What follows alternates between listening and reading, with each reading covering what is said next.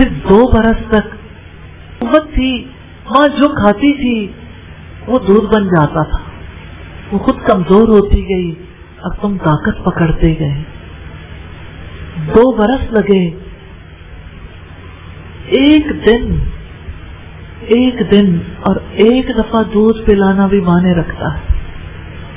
ماں کے دل میں وہ محبت اللہ تعالیٰ نے نہ ڈالی، کوئی ماں دودھ نہ پلاتی۔ جب ماں دودھ پلاتی ہے نا تو ماں کو اس وقت کتنے چکر آتے ہیں، کتنی وہ ویک ہو جاتی، اس کی یادداشت بھی کم ہو جاتی، کیونکہ اس کے وجود سے سارا کیلشیم تو بچے کو منتقل ہو رہا ہوتا ہے۔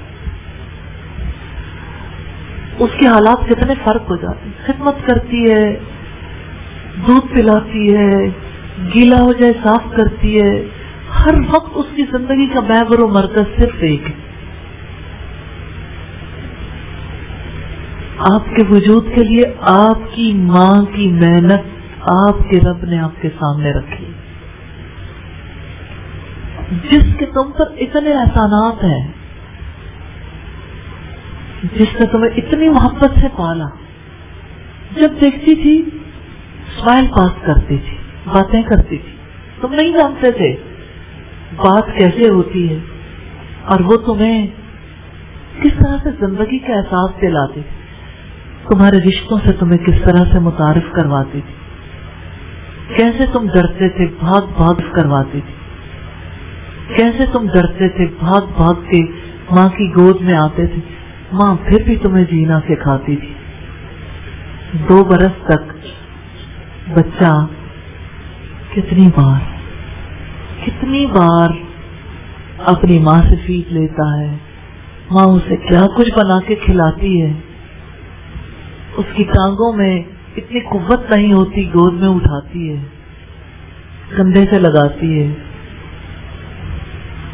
کیسے آہستہ آہستہ ٹوائلٹ ٹرینڈ کرتی ہے۔ جس ماں نے اتنے احسان کیے، اس کے بارے میں رب کا یہ فرمان تم پر بوجھل کیوں ہے؟ وَبِالْوَالِدَيْنِ إِحْسَانًا، اپنے والدین کے ساتھ حسن سلوک کرو۔ یہ حسن سلوک کیسے ہوگا؟ آپ سے ایکسیلنس چاہیے، ماں باپ کے ساتھ تعلق ایکسیلنس، اور آپ سوچتے رہتے ہیں کیسے ان کے حکم سے باہر نکلتے ہیں۔ وہ کچھ کہیں تو ابلیس ذہن میں نئی باتیں ڈالتا ہے، پھنس جاؤ گے، ایک دفعہ کیا پھر کرنا پڑے گا، سدا ہی مشقت اٹھا کے جینا ہے، بھاگ جاؤ، نہیں کرنا، کیونکہ جواب دہی کا احساس نہیں ہے۔ جبکہ رب العزت نے فرمایا انشکر لی ولی والدی، میرا بھی شکر ادا کرو اور اپنے والدین کا بھی۔ کیوں؟ الی المصیر، میری طرف لوٹ کر آنا ہے، اکاؤنٹیبلٹی ہوگی، سوال ہوگا والدین کے ساتھ کیسا رویہ رکھا، والدین کے ساتھ کتنا اس نے سلوک کیا۔ رسول اللہ صلی اللہ علیہ وسلم سے پوچھا گیا کون سا عمل افضل ہے؟ آپ نے فرمایا وقت پر نماز پڑھنا۔ پوچھا گیا پھر کون سا؟ آپ نے فرمایا والدین کی فرما برداری کرنا۔ پوچھا گیا پھر کون سا؟ آپ نے فرمایا اللہ تعالیٰ کی راہ میں جہاد کرنا۔ یہ مسلم کی 252 نمبر روایت۔ تو والدین کے ساتھ حسن سلوک میں قولی اور فعلی ہر رویہ شامل ہے جسے حسن سلوک کہا جا سکتا ہے۔ حسن سلوک کی 2 ازداد ہیں۔ نمبر 1 برا سلوک کرنا جو بڑا جرم ہے، اور عدم احسان یعنی حسن سلوک نہ کرنا۔ دیکھیے ایک تو برا سلوک کر رہا ہے نا، وہ تو بہت بڑا جرم ہے، اور ایک احسان نہیں کر رہا، یہ بھی جرم ہے، دونوں سے روکا گیا۔ والدین کے ساتھ حسن سلوک میں ان کے ساتھ حسن معاشرت، اچھے طریقے سے رہنا، ان کے لیے تواضع، جیسے ان کے سامنے اونچی آواز سے بات نہ کرنا، اگر وہ بات کر رہے ہوں تو اپنی بات ہی نہ کرتے چلے جانا، اگر وہ کوئی حکم دے تو اسے ماننا، کسی چیز کا مطالبہ کریں اسے پورا کرنا، ان کی موت کے بعد ان کے لیے مغفرت کی دعا کرنا، ان کے رشتہ داروں کے ساتھ صلہ رحمی کرنا وغیرہ سب چیزیں اس میں شامل ہیں۔ ایک والد اپنی زندگی کے ایسے دن گزار رہا ہے کہ وہ ویل چیئر پر ہے، اپنے کام خود نہیں کر سکتا۔ اب جانتے ہیں جب انسان بزرگ ہو جاتا ہے نا تو اس کے اعضاء آہستہ آہستہ جواب دینے لگتے ہیں، چلا نہیں جاتا، زیادہ اچھا بولا نہیں جاتا، زیادہ ایک بات کر لی زیادہ سوچا نہیں جاتا، وہی بات بار بار کر لی۔ پھر کیسے آنکھیں کمزور ہو جاتی ہیں، نظر ٹھیک نہیں آتا، زبان لڑکھڑانے لگتی ہے، سنا نہیں ٹھیک جاتا۔ تو جو چلنے پھرنے سے معذور ہو جائے اس کے بچوں کے دل میں اگر رحم نہ آئے تو وہ اس کے ساتھ کیسا سلوک کریں گے؟ پرواہ نہیں کریں گے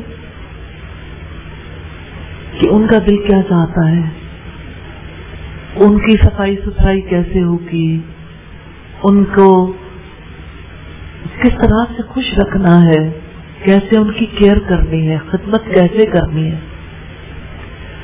سوچیں وہی ماں باپ ہے، بچہ گیلا ہو جاتا تھا نا، ایک شکن پیشانی پر نہیں آتی تھی، بوڑھا بھی بچہ بن جاتا ہے۔ ہاں فرق اتنا ہوتا ہے وہ جھریوں والا بچہ ہوتا ہے، جھریوں والے بچے کی طرف کوئی مسکرا کر کم ہی دیکھتا ہے، اگنور کرتے ہیں،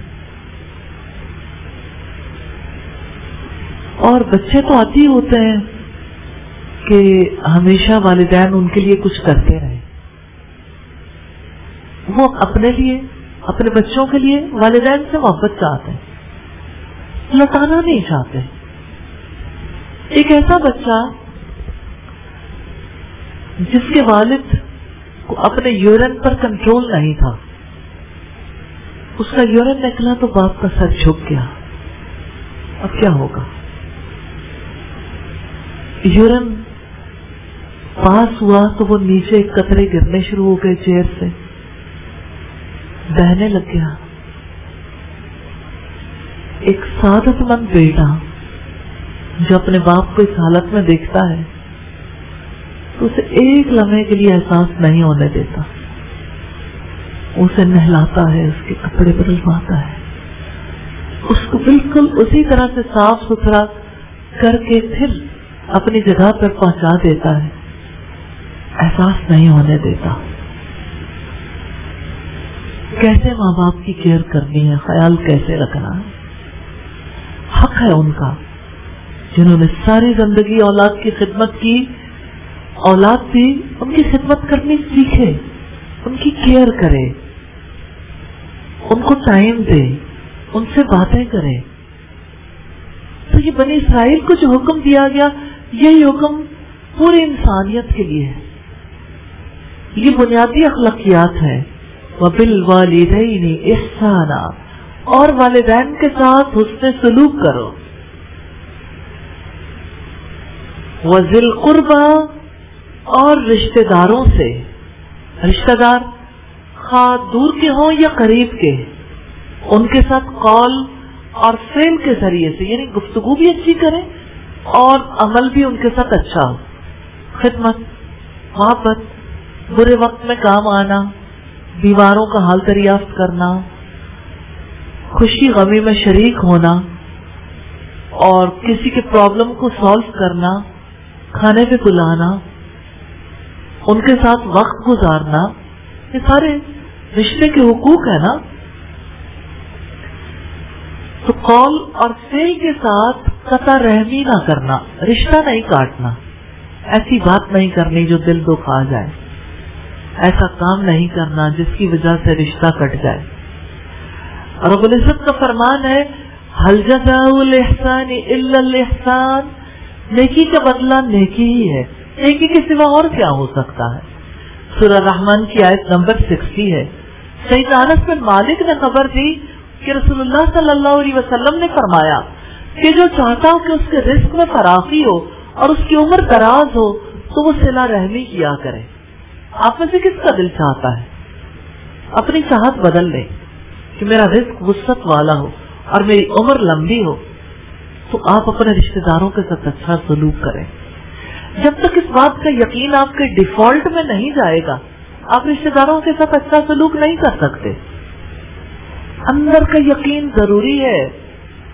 اس لاجک کو سمجھیں کس وجہ سے رشتہ والدین کی وجہ سے ہے نا, تو والدین کے ساتھ حسن سلوک کا تقاضا ہے کہ ان کے رشتہ داروں کے ساتھ بھی حسن سلوک کیا جائے.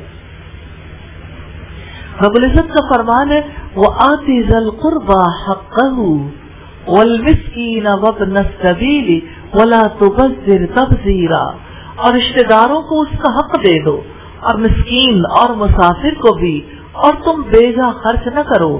بیجا خرچ کرنا یہ سورہ بنی اسرائیل کی آیت نمبر 26 ہے. وَالْيَتَامَى, اور یتیموں سے. یتیم وہ ہے جو کم سنی میں باپ کے سایہ شفقت سے محروم ہو جائے. یتیم کے ساتھ احسان حسن تربیت ہے اور اس کے حقوق کو ضائع ہونے سے بچانا ہے. کتاب و سنت میں ان کے ساتھ نرمی, ان کی کفالت کی ترغیب اور ان کے مال کی حفاظت کے بارے میں بہت زیادہ وصیتیں کی گئی ہیں. سیدنا سہل بن سعد سے روایت ہے, ان سے نبی کریم نے فرمایا میں اور یتیم کی پرورش کرنے والا جنت میں اس طرح ہوں گے. آپ نے ان دو انگلیوں کو کھڑا کیا کہ جیسے ان دو انگلیوں کے درمیان کوئی تیسری چیز نہیں ہے. میں اور یتیم کی کفالت کرنے والا. کس کا جی چاہتا ہے کہ ایک انگلی اگر میں ہوں تو دوسرے رسول اللہ, تو پھر یتیموں کی کفالت کریں. یتیموں کے ساتھ حسن سلوک کرنا ضروری ہے. کوئی یہ سوچ لے, آپ سوچیں, کوئی یہ سوچتا ہے کہ اچھا میں کہاں سے یتیم تلاش کروں, تو بھلا اس کی زندگی میں حسن سلوک کرنے کا وقت کبھی آئے گا؟ آپ ارادہ کریں یتیم کی کفالت کرنی ہے, یتیم کے ساتھ حسن سلوک کرنا ہے. کوئی مالی خدمت نہیں کر سکتا, اس کی استطاعت نہیں ہے, تو وہ کم از کم محبت ضرور کر سکتا ہے. یتیموں کو کچھ سکھا سکتا ہے, یتیموں کو کچھ کرنے کے قابل بنا سکتا ہے. والمساکین, اور مسکینوں سے. اللہ تعالیٰ نے مساکین کے ساتھ حسن سلوک کا حکم دیا ہے. سوال یہ پیدا ہوتا ہے مسکین کون ہے؟ مسکین وہ محتاج اور تنگ دست ہے جس کے پاس اتنا نہ ہو کہ اپنے بیوی بچوں کا خرچ اٹھا لے. نبی صلی اللہ علیہ وسلم نے فرمایا بیواؤں اور مسکینوں کے لیے کوشش کرنے والا اللہ تعالیٰ کے راستے میں جہاد کرنے والے کی طرح ہے, یا اس شخص کی طرح ہے جو دن میں روزے رکھتا ہے اور رات کو عبادت کرتا ہے. بخاری کی 6006 نمبر روایت ہے. یتیموں اور مسکینوں کے ساتھ حسن سلوک انسان کے لیے امتحان بن جاتا ہے. اس کی وجہ یہ ہے کہ کمزور اور محروم افراد کے ساتھ حسن سلوک کے لیے کوئی اضافی محرک نہیں ہوتا, کیونکہ انسان تو ایسے تعلقات چاہتا ہے نا جہاں وہ کرے تو اسے جواب آئے. تو جب آپ اپنے جیسوں کے ساتھ اس سے سلوک کرتے ہو تو ان کی طرف سے جواب آتا ہے, تعلق آگے بڑھتا ہے. مثال کے طور پر جیسے ایک عام فرد یعنی سوسائٹی میں عام لوگوں کے ساتھ تعلق رکھتے ہوئے, عام رشتہ داروں کے ساتھ تعلق رکھتے ہوئے یا غیر رشتہ دار بھی ہوں, جب آپ کسی سے تعلق رکھتے ہیں آپ کسی کو کال کرتے ہیں وہ بھی آپ کو کال کرتے ہیں, آپ کسی کے گھر کھانا بھجواتے ہیں وہ بھی ممکن ہے آپ کے گھر کھانا بھجوا دیں, آپ کسی کو ملنے کے لیے جاتے ہیں ممکن ہے وہ بھی ملنے کے لیے چلا ہے, آپ کسی کی بیمار پرسی کرتے ہیں وہ بھی ممکن ہے کہ چلا ہے بیمار پرسی کرنے کے لیے. تعلقات آگے بڑھتے ہیں نا, اسٹیپ اہیڈ جاتے ہیں. اب مسکین ایسا ہے کہ اس کے لیے یہ مشکل ہے کہ وہ کسی کے تحفے کے جواب میں تحفہ دے دیں, کیونکہ اس کے پاس اتنا ہے ہی نہیں کہ اپنی ضروریات بھی پوری کر سکے. مسکین جو ہے وہ کسی کے پاس جانے کے لیے اتنا روپیہ نہیں پاتا کہ وہ کسی کی خبر لینے چلا جائے, ملاقاتیں نہیں کر سکتا. تو مسکین وہی ہے جو مال نہ ہونے کی وجہ سے سکون سے بیٹھا رہتا ہے, کیونکہ وہ اپنے حالات بدل نہیں سکتا. مسکین کے ساتھ جو حسن سلوک کرتا ہے اس کو یہ پتا ہوتا ہے جواب نہیں آئے گا، کوئی اضافی محرک نہیں ہے، یعنی کوئی اور چیز اسے موٹیویٹ نہیں کرتی. جو اللہ تعالیٰ کے لیے بھی کام کرتا ہے نا، تو جب لوگ تعلق کو آگے بڑھاتے ہیں نا تو وہ خوشی کے ساتھ شامل ہو جاتی ہے، جس کی وجہ سے وہ کام زیادہ بہتر طور پر کرنا شروع کر دیتا. اس کے مقابلے میں طاقتور کبھی ہوتا ہے نا تو لوگ اس کے ساتھ حسن سلوک کرتے ہیں، تعلق رکھنا چاہتے ہیں. اب دیکھیں، فرض کریں کہ کوئی منسٹر ہے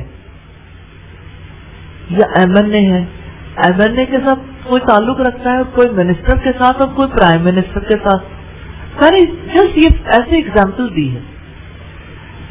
تو اضافی محرک ہے تعلقات میں. اضافی محرک یہ ہوتا ہے کہ اچھا جب ہماری ضرورت پڑے گی تو کام آ جائے. کبھی ہے نا، کبھی لوگوں کے ساتھ لوگ اسی لیے تعلق رکھنا چاہتے ہیں. نارملی اضافی محرکات بہت سارے ہیں نا،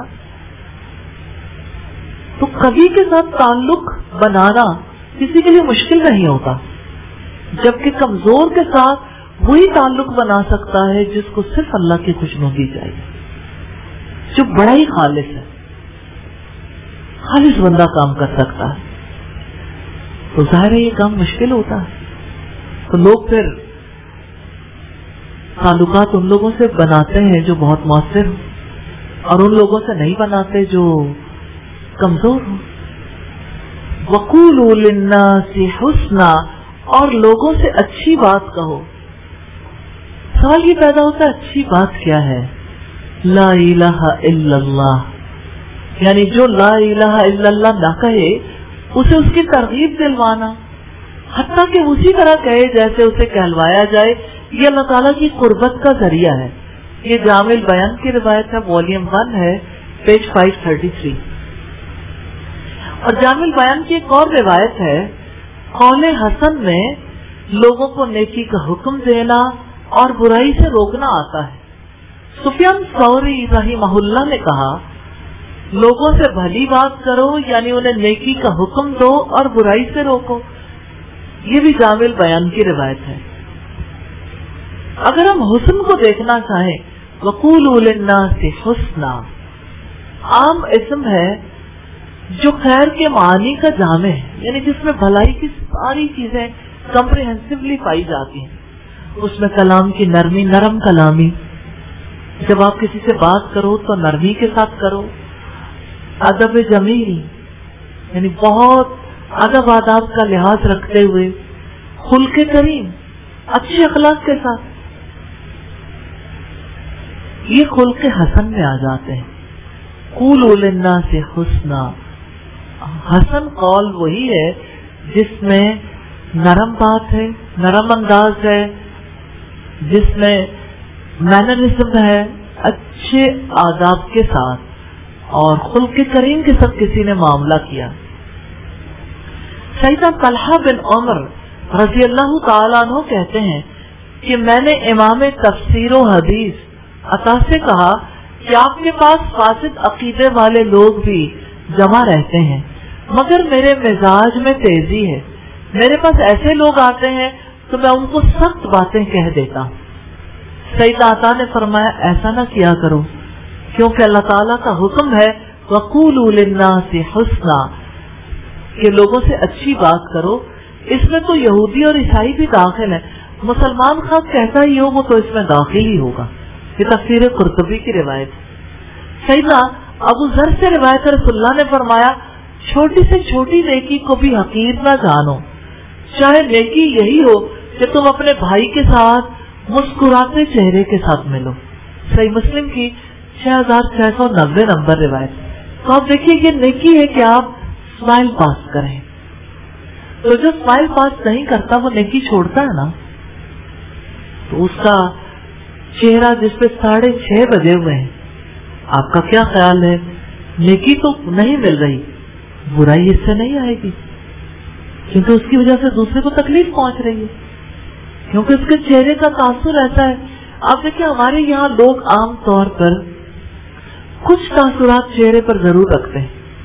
مثلا ससुराल में रहने वाली लड़की जब भी मैके आती मजलूमाना चेहरे के साथ, तासुर है ना, उसने कसम खा रखी है कभी अच्छी बात बतानी ही नहीं। तो आप ये देखें कि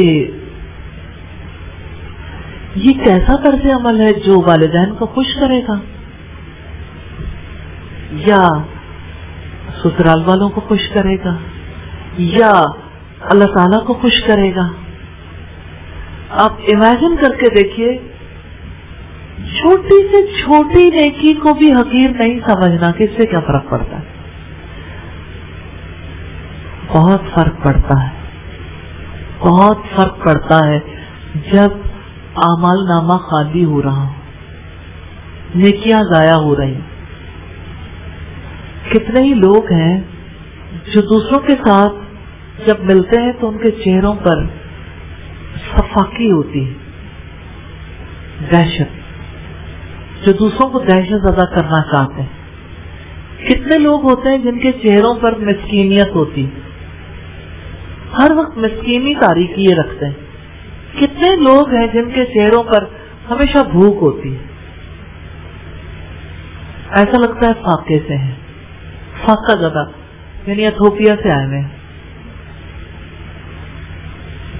स्माइल ना होने का कोई सबब होता है ना, तो आप मुस्कुराते क्यों नहीं है? इसलिए कि आप मुस्कुराहट को नेकी नहीं समझते। आपको इस बात का यकीन नहीं है कि मुस्कुराना नेकी है। आपसे ये यकीन किसने छीना? दीन के बारे में लिमिटेड कॉन्सेप्ट ने समझा नहीं ना, दीन को समझा कुछ और है। ये मर्जी की जिंदगी है जिसमें आपकी आंखें बुझी हुई, चेहरे पर मस्कनत तारी है। अगर इस तरह के चेहरे के साथ आप फुटपाथ पर बैठ जाए तो मुझे यकीन है आप पर लोग पैसे देने शुरू कर देंगे। रियली, आप शीशे के सामने खड़े होकर देखें ना, आईने के सामने, आपके चेहरे पे तासुर कैसा है। वो मुनीर न्याजी कहता है, आदत ही बना ली है तुमने तो मुनीर अपनी, जिस शहर में भी रहना उकताए हुए रहना। तो ये उकताहट, ये बेजारी, ये इस्लाम है, ये नेकी है। आपने उसे नेकी का दर्जा क्यों दे दिया? उकताहट, बेजारी, मजलूमियत, मस्कनत, ऐसा लगता है अभी फूट फूट के रो पड़ेंगे, ऐसा लगता है बहुत नींद आई है।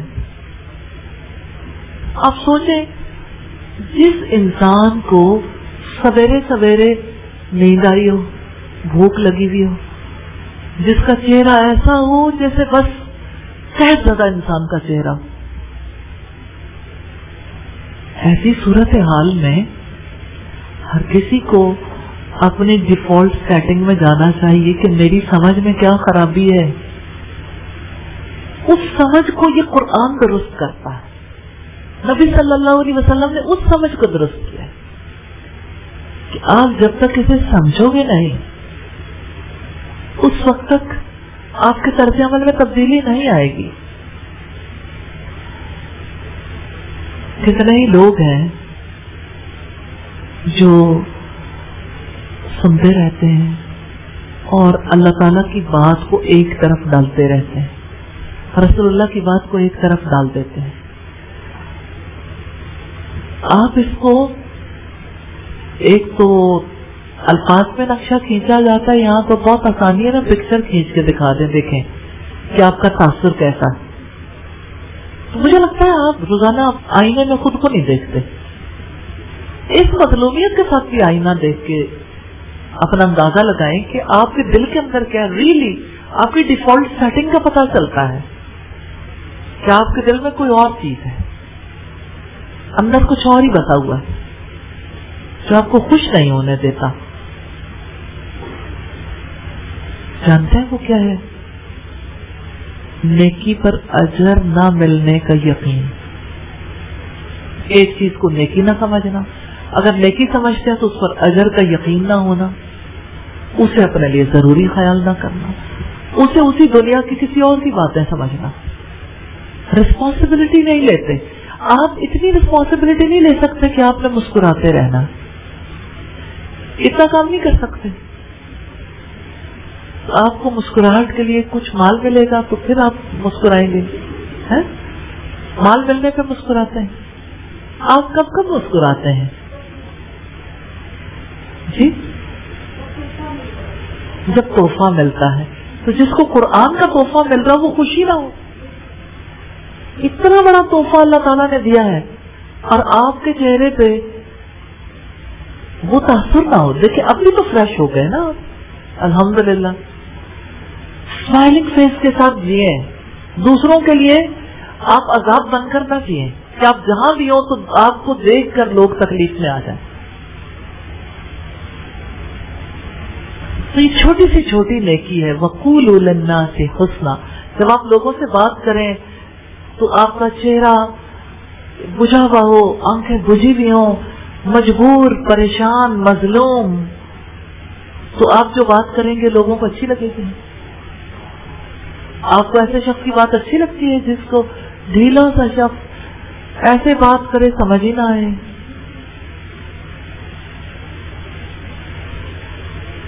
تو نبی صلی اللہ علیہ وسلم نے فرمایا چھوٹی سی چھوٹی نیکی کو بھی حقیر نہ جانو. چاہے نیکی یہی ہو کہ تم اپنے بھائی کے ساتھ مسکراتے چہرے کے ساتھ ملو. یہ صحیح مسلم کی روایت ہے. اسی طرح قول حسن میں لوگوں کو علم سکھانا، ان میں سلام پھیلانا، خندہ پیشانی اور بشاشت کا اظہار کرنا اور دیگر تمام اچھی باتیں بھی آ جاتی. آپ میں سے کتنے لوگ ہیں جو کسی کو علم سکھاتے ہیں؟ اب جب آپ پڑھ رہے ہیں وقولوا للناس حسنا، لوگوں سے اچھی بات کرو، اور آپ کو پتہ چلا کہ علم پھیلانا یہ اچھی بات ہے، آپ نے اس پہ عمل کرنے کو اپنی ذمہ داری نہیں بنایا، پھر آپ نے ارادہ بھی نہیں کیا. اب کیا ہوگا؟ آپ پڑھیں گے اور گزر جائیں گے. تو جب آپ اللہ تعالیٰ کے حکم کو اگنور کریں گے تو اللہ تعالیٰ آپ سے راضی ہو جائے گا. ناراضگی اس جگہ نہیں آئے گی. یہ کیسا انسان ہے جس کو کوئی بات سمجھ ہی نہیں آتی کہ میں اسے کیوں پچھلے زمانے کے حالات بتا رہا ہوں؟ اسی لیے کہ یہ سمجھ جائے کہ مجھے اس زمانے میں رہتے ہوئے کیا کرنا ہے. وقولوا للناس حسنا، لوگوں کے لیے اچھی بات کہو، علم کی باتیں سکھائیں لوگوں کو. جہاں بیٹھے وہاں جو پڑھا ہے جو سیکھا ہے وہ بات کریں، سمجھائیں، بتائیں. انسان جب کچھ سیکھتا ہے، جب اسے کچھ ملتا ہے، جب وہ اسے گفٹ سمجھتا ہے وہ دوسروں کو بتاتا ہے. آپ کو جب تحفہ ملتا ہے تو آپ بتاتے نہیں، بہن بھائیوں میں گھر والوں میں تذکرہ نہیں کرتے ہیں. تو آپ اس کو اللہ تعالیٰ کی دی ہوئی نعمت نہیں سمجھ رہے، اس لیے اظہار نہیں کر پا رہے. ورنہ اللہ تعالیٰ نے تو حکم دیا ہے فَأَمَّا بِنِعْمَةِ رَبِّكَ فَحَدِّثْ. تو جہاں تک رب کی نعمت کا تعلق ہے تو آپ اس کو بیان کرو. یہ اللہ تعالیٰ کا اپنی کتاب کے بارے میں حکم ہے. تو قول حسن میں آتا ہے سلام پھیلانا. سلام کرو، سلام کو عام کریں اور بشاشت کے ساتھ، فریش چہرے کے ساتھ، وائٹ اسمائل کے ساتھ لوگوں سے ملیں. وائٹ اسمائل کے ساتھ. تو آپ اگر وائٹ اسمائل کی بجائے وائلڈ اسمائل کے ساتھ ملیں تو ظاہر ہے لوگوں کا تو حال خراب ہوگا نا. تو یہودی تو اسی طرح سے اللہ تعالیٰ کی باتوں کو بدل دیتے تھے.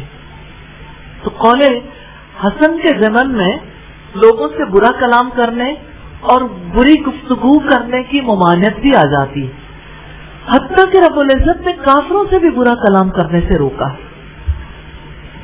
سورہ العنکبوت میں فرمایا وَلَا تُجَادِلُوا أَهْلَ الْكِتَابِ إِلَّا بِالَّتِي هِيَ أَحْسَنُ.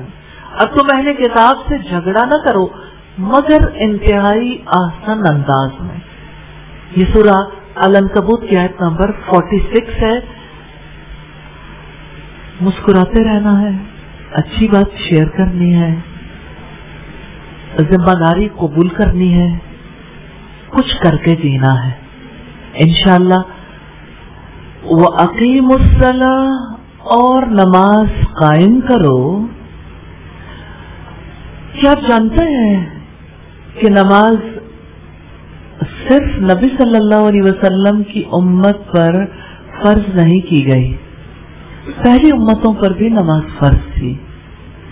ہم جب نماز کا تذکرہ پڑھتے ہیں اور یہ دیکھتے ہیں کہ نماز معراج کے موقع پر فرض ہوئی، تو عام طور پر لوگوں کے ذہن میں یہ آتا ہے کہ شاید واقع معراج سے پہلے نبی صلی اللہ علیہ وسلم نماز ادا نہیں کرتے تھے، اور اس سے پہلے کہ انبیاء بھی نماز کو اس طرح ادا نہیں کرتے تھے۔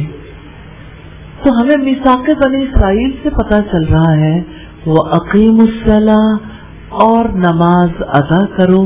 اللہ تعالیٰ نے بنی اسرائیل سے نماز قائم کرنے کا عہد لیا تھا، معاہدہ، میثاق ہے۔ اور میثاق کو آپ جانتے ہیں کہ آج بھی یہودی، آج بھی حضرت موسیٰ علیہ السلام کی قوم اپنے لیے ان 10 ہدایات کو سب سے بڑی رہنمائی سمجھتی ہے۔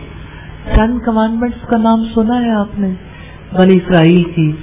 یہ ان کے یہاں یہ 10 چیزیں جو اللہ تعالیٰ نے جس کے بارے میں ان سے معاہدہ لیا تھا، آج بھی ان کی یاد باقی ہے۔ اگرچہ 10 کمانڈمنٹس میں کچھ اور چیزیں بھی ایڈ ہو گئیں۔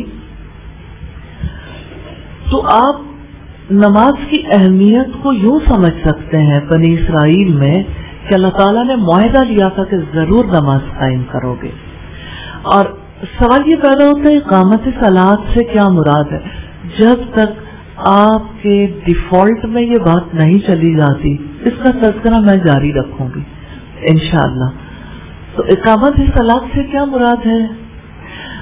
پتہ ہے کیا فائدہ ہوگا اگر آپ کے ڈیفالٹ میں جائے گی نا، تو آپ کے اندر سے یہ بات اٹھے گی کہ اچھا کیا میں نے یہ کام کر لیا، یہ کر لیا، یہ کر لیا۔ پھر آپ اپنی نماز کے بارے میں فکر مند ہو جائیں گے کہ میری نماز میں اس چیز کی کمی ہے۔ جنرلی نماز قائم کرنے کی بات کو ہم دیکھتے ہیں تو ہمارے یہاں تو صرف یہ کہا جاتا ہے نماز پڑھ لی۔ پڑھنا اور قائم کرنا دو الگ باتیں ہیں۔ کیا اس بات پر آپ کا یقین ہے کہ یہ دو الگ باتیں؟ پڑھنے کا کیا مطلب ہوتا ہے؟ ایک صاحب نے تذکرہ کیا کہ میری ماں نے جب مجھے نماز سکھائی، جب میں نے پوری سیکھ لی تو اس نے مجھے کہا کہ بیٹا پہلے تو آپ مجھے پڑھ کر سناتے تھے، اب آپ نے اللہ تعالیٰ کو سنانا ہے۔ تو کہتے ہیں کہ مجھے ہمیشہ نماز میں یہی بات، اللہ تعالیٰ کو میں نے نماز سنانی ہے، یہ بات میرے ذہن میں رہتی ہے۔ بچپن سے جوانی اور جوانی سے بڑھاپے تک وہ بات ڈیفالٹ میں چلی گئی نا، ذہن میں رہی، لیکن اگر اس کی مزید تربیت ہوتی تو نماز قائم کرنے کے حوالے سے کتنا زیادہ اور نفع حاصل ہو جاتا۔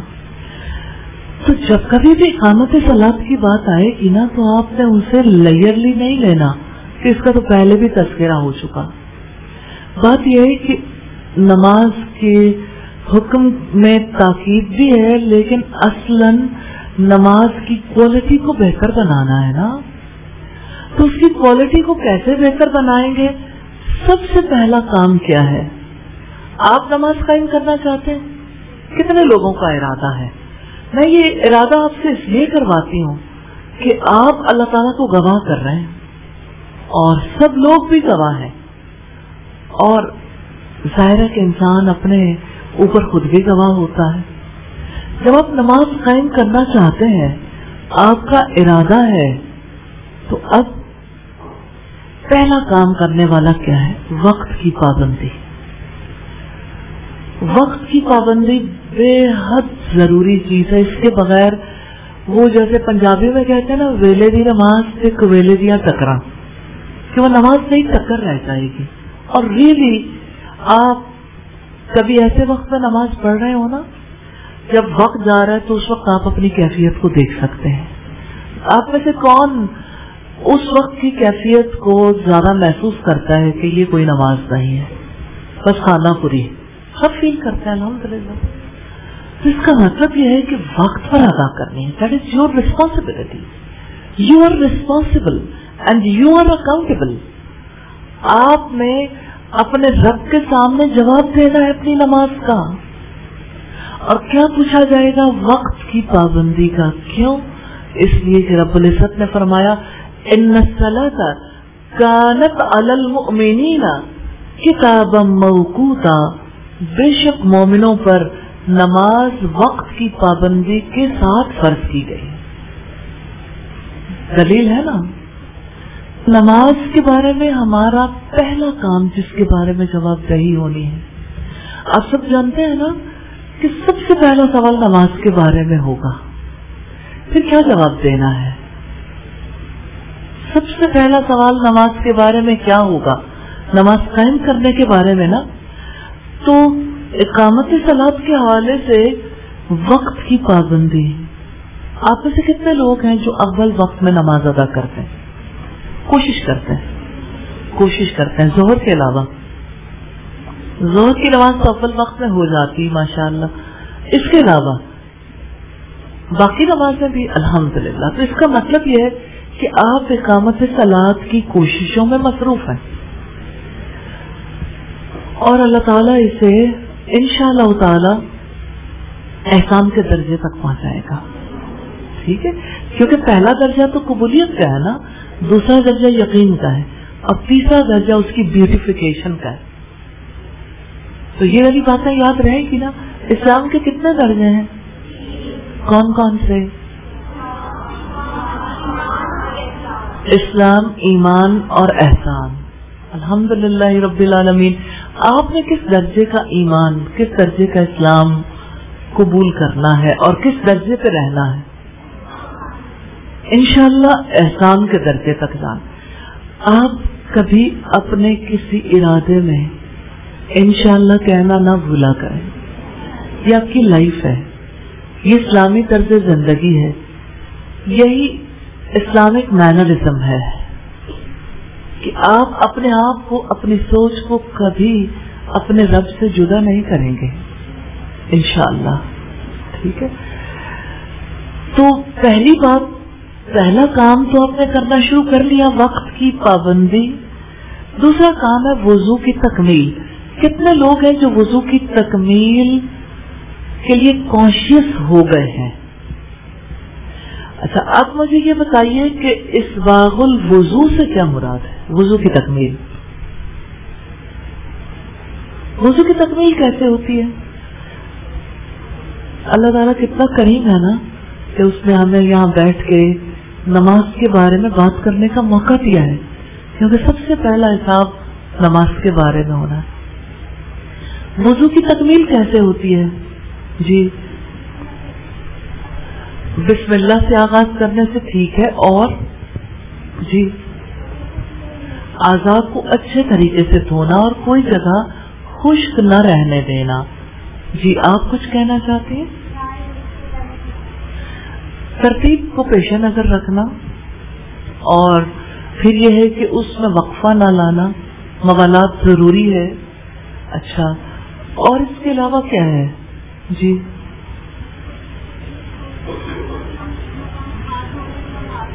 اچھا, وضو کرتے ہوئے ہر عضو کے دھوتے ہوئے یعنی غور و فکر کرنا, اس کو اور زیادہ یعنی احسان کے درجے تک لے جاتا ہے نا. جی, اور نبی صلی اللہ علیہ وسلم کے وضو کے مطابق اپنا وضو کمپلیٹلی اس طرح سے بنانے کی کوشش کرنا. کہیں بھی کوئی کام رسول اللہ کی سنت کی مخالفت میں نہ ہو, اور سنت کو کمپلیٹ کرنا. ٹھیک ہے. اور اختتام پر دعا, 8 دروازے کھل جائیں جس دعا سے, اس دعا کے بغیر وضو کامل کیسے ہو سکتا ہے؟ تو تکمیل ضروری ہے. ٹھیک ہے. تو آپ لوگوں میں سے کتنے لوگ ہیں جو وضو کے بارے میں ایوری ٹائم کانشیس رہتے ہیں؟ اچھا, یہ بتائیے, جب آپ وضو کر لیتے ہیں, کامل وضو کرنے والوں میں سے نصف دین کا خیال کون رکھتا ہے؟ کیا آپ جانتے ہیں نصف دین سے کیا مراد ہے؟ صفائی، طہارت، ٹھیک ہے. کس کس چیز کی؟ اپنے وجود کو تو پاک کر لیا، ارد گرد پانی پانی پانی پانی. کیا آپ گھر میں جب بیسن پہ وضو کریں یا کسی وضو خانے میں وضو کرنے کا آپ کو موقع ملتا ہے اس جگہ کو خشک کرتے ہیں، نیٹ کرتے ہیں؟ یہ ریسپانسبلٹی ہے کہ آپ جس جگہ پہ آپ نے وضو کیا اگر آپ کو وہ جگہ صاف ملی اللہ کا شکر ادا کریں، صاف نہیں ملی تو اسے کلین کر کے بیٹھیں اور کلین کر کے چھوڑیں، کیونکہ آپ یہ چاہتے ہیں کہ اللہ تعالیٰ آپ سے راضی ہو جائے اور ہر ایک کو اس بات کا ہمیشہ دھیان رکھنا ہے. ٹھیک ہے. تیسرا کام ہے وضو کی تکمیل کے بعد ارکان کا اعتدال. اعتدال یعنی ہر عمل ایسے کرنا ہے کہ آلموسٹ دوسرا عمل بھی اتنی ہی دیر کا ہو، نمبر ایک. دوسری بات یہ ہے کہ ایک عمل سے دوسرے میں انٹر ہوتے ہوئے تیزی نہ ہو، اس سے نکلتے ہوئے بھی تیزی نہ ہو. اطمینان، جیسا کہ نبی صلی اللہ علیہ وسلم نے ارشاد فرمایا تھا نا، جب ایک شخص نے نماز پڑھی تو آپ نے 3 دفعہ سے کہا تھا صلی فإنک لم تصلی، جاؤ نماز پڑھو کیونکہ آپ نے نماز نہیں پڑھی. اگر آپ کو کوئی کہے تو آپ کو کیسا لگے گا؟ سچ بتائیے کیسا لگے گا؟ برا لگے گا؟ کتنے لوگ ہیں جنہیں برا نہیں لگے گا؟ کچھ لوگ ایسے ہیں جو یہ سمجھتے ہیں صرف ان لوگوں کو برا نہیں لگے گا جو اپنی نماز بہتر بنانا چاہتے ہیں، جنہیں یہ خوف ہے کہ میری نماز میرے منہ پہ دے ماری جائے گی، کیونکہ اگر نماز اچھی نہیں ہوگی تو نماز کو تو منہ پہ دے مارا جائے گا نا.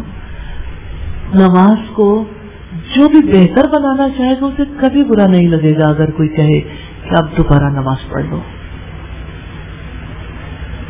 صلی فإنک لم تصلی، آپ یہ الفاظ ضرور یاد کر لیں، اور یہ اپنے لیے سب سے زیادہ جب آپ اپنے آپ کو میسج دیں گے نا صلی فإنک لم تصلی، سب سے پہلے اپنی نماز بہتر بنائیے پھر دوسروں تک جائیے.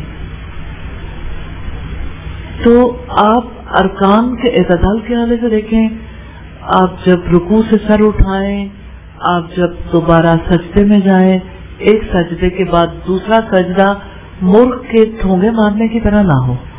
اطمینان سے بیٹھنا، اطمینان سے سجدے میں جانا، پھر جب دوسری رکعت کے لیے کھڑے ہونا پھر بھی بیٹھ کر پھر دوبارہ اٹھیں. جیسے نبی صلی اللہ علیہ وسلم نے یہ فرمایا تھا رکوع کرنے کے لیے کہ آپ پھر رکوع کرو حتی تطمئن راکعا، یہاں تک کہ تم اطمینان کے ساتھ رکوع کر لو. اطمینان اعتدال میں شامل ہے، اطمینان ضروری ہے. دھیان ہو تو اطمینان حاصل کر سکتے ہیں، اور نماز کی طرف دھیان نہ ہو، دھیان بڑھ جائے تو اطمینان اعتدال سب ختم ہو جاتا ہے. پھر اسی طرح سے ترتیل قرات، ترتیل یعنی اچھی آواز میں قرآن کو پڑھنا. کتنے لوگ ایفرٹ کر رہے ہیں؟ ایسا آپ کیا ایفرٹ کر رہے ہیں؟ خوبصورت انداز میں قرآن کو سیکھنے کی تجوید پڑھ رہے ہیں. آپ لوگوں میں سے وہ کون ہے جو خاص لہن بنانے کی کوشش کر رہا ہے؟ یعنی ایک تو کلاس میں ہے نا، کلاس میں اکٹھا پڑھنا فائدہ دیتا ہے، لیکن کچھ عرصے کے بعد پتہ چلتا ہے اکیلے پڑھا ہی نہیں جاتا. سارے لوگوں تو ان کے ساتھ تو آواز مل گئی تھی، غلطیوں کا پتہ ہی نہیں چلا. اکیلے میں انڈیویجولی پڑھنا پھر مشکل لگتا ہے. تو اس وجہ سے آپ جب اپنی کریکشن کریں گے، زیادہ اچھا سیکھنے کی کوشش کریں گے انڈیویجولی، انفرادی طور پر، کیونکہ آپ خود رسپانسبل ہیں. آپ نے اپنی رسپانسبلٹی لینی ہے. آواز کی خوبصورتی کے لیے. آپ لوگوں میں سے کتنے لوگ ہیں جنہیں گنگنانا اچھا لگتا ہے؟ گنگنانا اچھا لگتا ہے نا؟ اچھا کتنے دن لگیں گے جب آپ قرآن گنگنائیں گے؟ خوبصورت انداز میں کوئی سورت سیکھ لیں. شروع میں کوئی ایک سورت سیکھیں گے، پھر آہستہ آہستہ اور صورتیں سیکھتے چلے جائیں گے. چلے آج ہم طے کر لیتے ہیں کوئی ایک صورت جس کو آپ اس ویک میں پختہ کر لیں گے. کون سی صورت کرنا چاہیں گے؟ اچھا جی،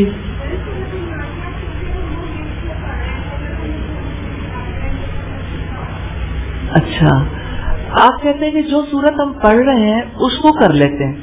ضرور کریں، کوئی حرج کی بات نہیں، آپ اسی کو لے لیں کیونکہ اس طرح سے آپ کے دونوں کام ہو جائیں گے.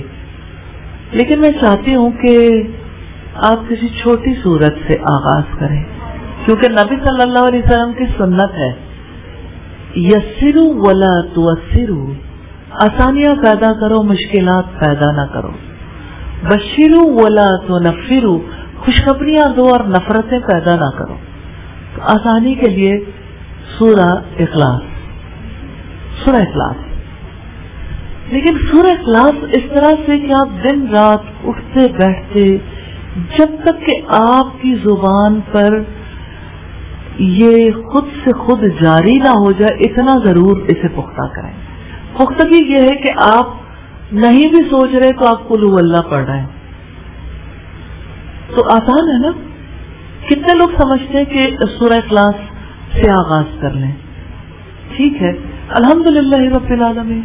اور اس کے بعد آپ سورہ الفاتحہ کر لیں، پھر آپ سورہ الفلق الناس کر لیں کیونکہ آپ نے صبح شام کے اذکار میں بھی پڑھنی ہے. تو جو چیز بار بار ریپیٹ ہونی ہے نا ان کو پہلے کر لیں، پھر آپ اپنی جو سورت کر رہے ہیں اس کو تو کریں گے. ایک چھوٹا سا ٹپ ہے، آپ کو جس قاری کی آواز پسند ہو نا ان کو بار بار سنیں، وہی سورت لوپ پہ لگا لیں، سنتے رہیں، ساتھ پڑھتے رہیں حتیٰ کہ وہ آپ کے ڈیفالٹ میں چلی جائے گی. پھر آپ کو پتہ ہی نہیں چلے گا، آپ خود سے خود کہتے رہیں گے انشاءاللہ. تو آپ نے ترتیل خوبصورت انداز میں، تو منڈے اچھا دن ہے نا؟ تو منڈے پہ ایسا ہو سکتا ہے کہ آپ میں سے کوئی نوافل میں کسی سے بھی ہم سنیں، نوافل میں سورہ اخلاص خصوصی طور پر اونچی آواز میں سنا دے. ایسا ہو سکتا ہے؟ تو ہمیں پتہ چل جائے گا کہ آپ کتنا اچھا سیکھ چکے ہو انشاءاللہ. جی آپ کچھ کہنا چاہتے ہیں؟ اچھا ٹھیک ہے، انشاءاللہ آپ میں سے اکثر لوگوں کو انشاءاللہ موقع ملے گا گروپ میں پڑھیں، کوئی ٹائم رکھ لیں، لیکن منڈے پہ آپ نے یہ ایکٹیویٹی ضرور کرنی ہے انشاءاللہ. اور اسی طرح سے نعت بھی ضرور سیکھنی چاہیے، حمد بھی ضرور سیکھنی چاہیے. آپ میں سے کوئی ایسا ہے جسے بہت اچھی حمد آتی ہو خوبصورت آواز میں؟ آپ کو آتی ہے؟ واہ سبحان اللہ. کون سی حمد آتی ہے؟ کون سی؟ آگے کیا؟ ایک طلب ہے ایک ہی ہو، لا الہ الا ہو. جزاک اللہ، بہت پیارا، ماشاء اللہ، بارک اللہ. تو اسی طرح سے آپ یعنی ایسی نشید جو ہے نا جب آپ سیکھیں گے یا کوئی حمد یا کوئی نعت تو یہ اسٹیٹکلی آپ کو امپروو کرے گی انشاءاللہ، کیونکہ انسان کو ضرورت ہے نا. تو آپ کی گنگناہٹوں میں آپ کا عقیدہ آ جائے اور ہر وقت آپ کو وہ چیزیں ریوائز کرنے کا موقع ملے تو آپ کا ایمان کتنا بڑھے گا نا انشاءاللہ. تو آپ میں سے کون ہے جس کو نعت اچھی آتی ہے؟ کیا آپ کو پتا ہے اس ربیع الاول پہ انشاءاللہ تعالی ہم کوئی نعت کمپٹیشن کروائیں گے اور اس کو آپ ارینج کرو گے؟ ایسا ہو سکتا ہے؟ کون اچھا ایونٹ مینج کر سکتا ہے؟ मैनेजमेंट स्टूडेंट्स की होगी। हम स्टूडेंट्स का एक क्लब बनाएंगे, स्टूडेंट्स ग्रूम हो ना। आप हमेशा लोगों के पीछे चलने के लिए पैदा नहीं हुए, आप रसूलुल्लाह की इत्तिबा करने के लिए पैदा हुए और आपकी शख्सियत को हम उभारना चाहते हैं। तो आप इंशाअल्लाह ताला अच्छे प्रोग्राम सीरत के हवाले से तरतीब दोगे तो ऐसा हो सकता है जितने लोग चाहेंगे फिर हम उसके सब ग्रुप्स भी बना दें, तो उनके तवज्जुह से कितने लोगों तक सिर्फ नात ही नहीं सीरत का पैगाम भी पहुंचेगा इंशाअल्लाह। तो किसका ज्यादा जी चाहता है सीरत का पैगाम सारा लोगों तक पहुंचे, रसूलुल्लाह की बात पहुंचे। अभी तक अल्लाह ताला के बारे में आप नहीं पहुंचा पा रहे ना, अभी चूंकि आप लर्निंग फेज में है, लेकिन उस वक्त तक काफी चीजें लर्न कर जाएंगे। लेकिन आपको अगर हम अल्लाह ताला के नाम कुछ आपसे शेयर कर लें तो चले, जो आप कोशिश कर सकते हैं उस कोशिश को जरूर जारी रखिएगा। जानते हैं हमने ये बात कहाँ से शुरू की थी? तरतील से। खूबसूरत आवाज इंसान को मुतासिर करती है। आप सिर्फ लॉजिक से, रीजनिंग से इस्लाम पर नहीं रह सकते।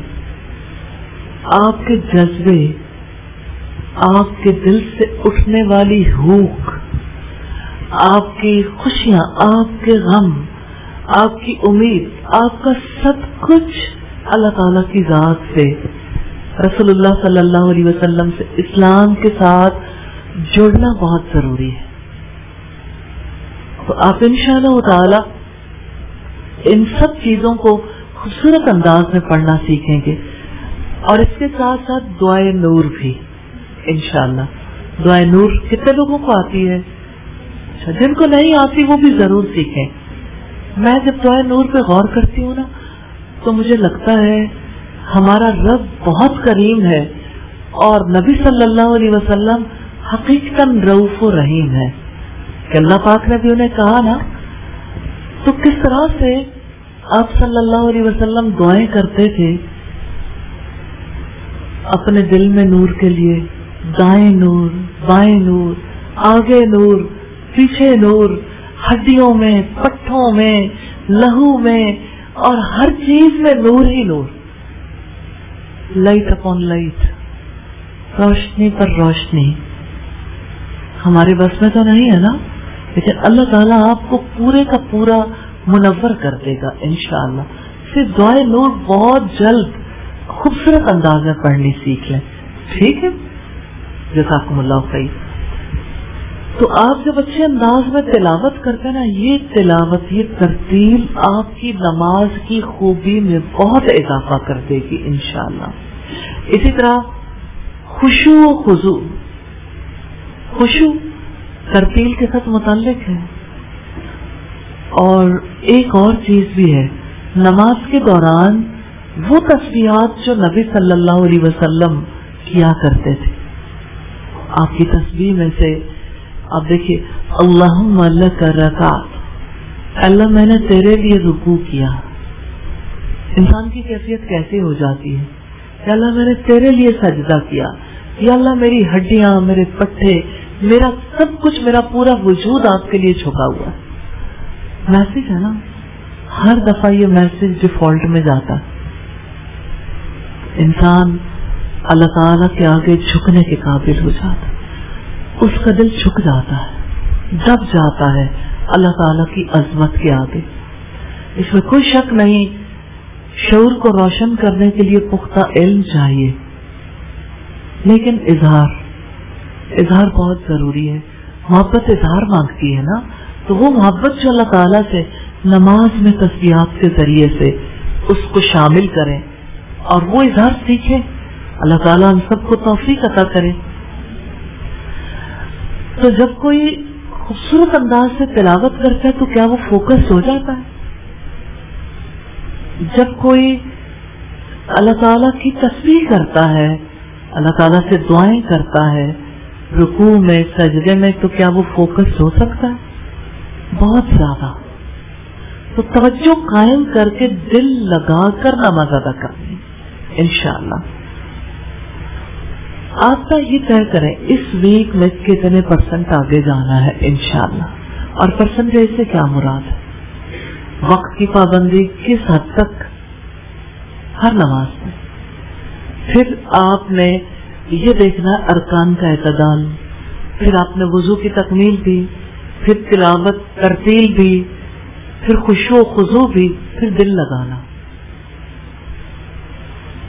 ابلیس کا ایک ہی کام ہے کہ آپ کا دل نہ لگے. جب دل نہیں لگتا تو نماز بوجھل لگتی ہے. بنی اسرائیل کے واقعات میں اللہ پاک نے اس کے بارے میں بیان کیا ہے. کیا آپ مجھے بتائیں گے اللہ تعالیٰ نے اس کی کیا توجیہ ہمارے سامنے رکھی؟ نماز کس پر بھاری ہے؟ جی کون بتائے گا؟ جی بتائیے، کسی کو آیت یاد ہے؟ جی آپ بتائیے.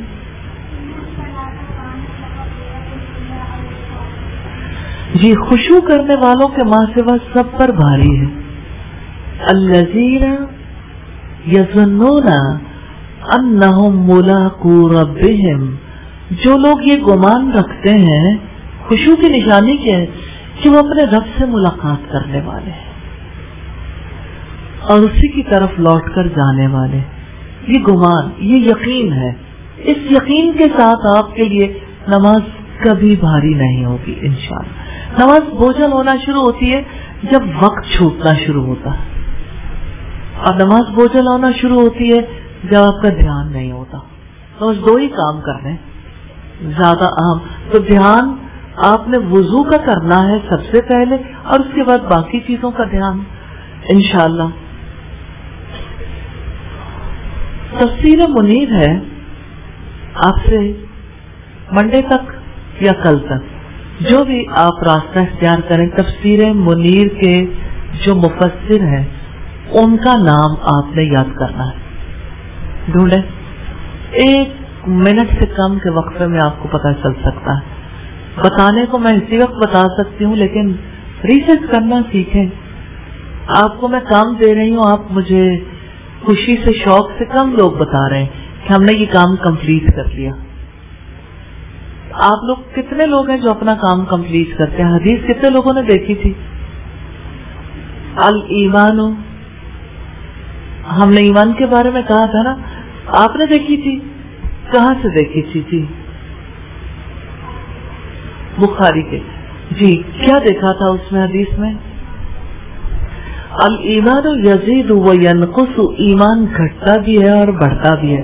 تو اس میں آیات ہے نا، تو آیات اپنے پاس لکھیں، کیونکہ یہ آپ کے عقیدے کا معاملہ ہے. عقیدے کے معاملے میں آپ کو وہ ساری آیات یاد ہونی چاہیے آہستہ آہستہ، کہ آپ اس کو ترتیب طے کر لیں. لیکن یو آر ریسپانسبل، آپ کے علم کی پختگی آپ کی ذمہ داری ہے. آپ اپنی ریسپانسبلٹی خود اٹھائیں گے کہ آپ نے الایمان یزید و ینقص کے حوالے سے ساری آیات یاد کرنی. ایک دن میں نہیں ہوگی، ایک دن کا کام نہیں، پختگی نہیں آتی. آپ ایک دن میں کوئی ایک چھوٹا ٹکڑا، پھر اگلے دن میں کوئی اگلا ٹکڑا، اور اس طرح سے کر کے آپ ایک ہفتے میں کمپلیٹ کر لیں. لیکن اس کے ساتھ ساتھ اور کام بھی شامل ہوتے جائیں گے، چھوٹے چھوٹے کام آسانی سے ہو جاتے ہیں. تو تفسیر منیر میں ہے، نماز دین کا ستون ہے، تقوی کا راستہ ہے، اللہ تعالیٰ سے تعلق کا جوڑنا، فضیلت کا راستہ اور رذائل سے دوری ہے. اگر ایک ایک چیز سے آپ دیکھیں، دین کا ستون ہے، یعنی اگر آپ نے نماز درست کر لی تو آپ کا دین انشاءاللہ درست ہو جائے گا. ٹھیک. تقوی کا راستہ ہے، کون ہے جو تقوی کو اچیو نہیں کرنا چاہتا؟ کیونکہ تقوی کے بغیر تو اس کتاب سے ہدایت نصیب نہیں ہو سکتی.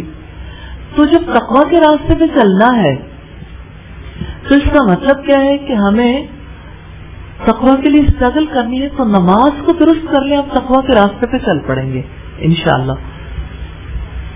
نماز سے اللہ تعالیٰ سے تعلق کو جوڑنا ہے، نماز فضیلت کا راستہ ہے، رذائل سے دوری ہے، یعنی برے کاموں سے بچتا ہے نا.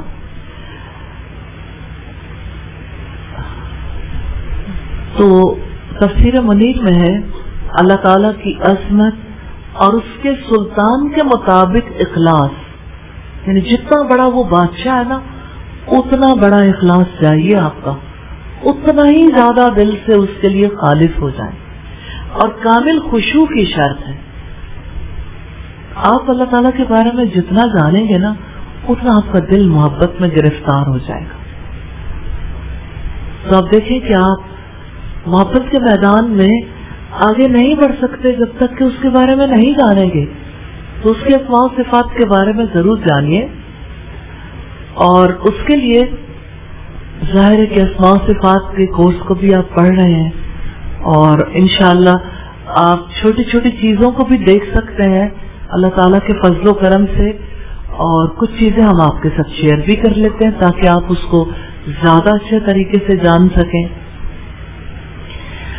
और क्या आप जानते हैं कि बनी इसराइल से अल्लाह ताला ने एक और मुआहिदा भी लिया था, मीसाक, वआतु ज़का, और ज़कात अदा करोगे।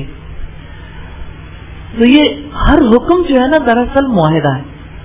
बंदा इन अहकामात की वजह से अल्लाह ताला के साथ मुआहिदे में बंध जाता है। नमाज की अदायगी, ज़कात की अदायगी। सैयदना इब्न अब्बास रज़ी अल्लाह ताला अन्हु का कौल है, अल्लाह ताला ने उनके मालों पर ज़कात फर्ज ठहराई थी, और ये मोहम्मद सल्लल्लाहु अलैहि वसल्लम से पहले उनका तरीका था। उनके मालों की ज़कात कुर्बानी थी, जिसे आसमानी आग आकर खा लेती थी। आपने ये वाकया सुना हुआ है ना? नहीं सुना तो हम इसके बारे में जरूर आइंदा बात करेंगे इंशाअल्लाह। जब आज कोई कुर्बानी करता है तो आसमान से आग नहीं आती, लेकिन आप सोचें जिन दिनों में आसमान से आग आकर कुर्बानी खाती थी तो कुछ लोगों की कुर्बानियां पड़ी रहती थी, और सब लोगों को पता चल जाता था किसकी कुर्बानी कबूल हुई और किसकी नहीं हुई। आग का कुर्बानी खाना कबूलियत की निशानी थी, और न खाना अदम कबूलियत की दलील थी। ये जामिल बयान की रिवायत है। अल्लाह ताला के साथ अहद व मीसाक में बंधी हुई कौम ने क्या किया? मुआहिदा तो हो गया, उस मुआहिदे में वो लोग बंधे थे।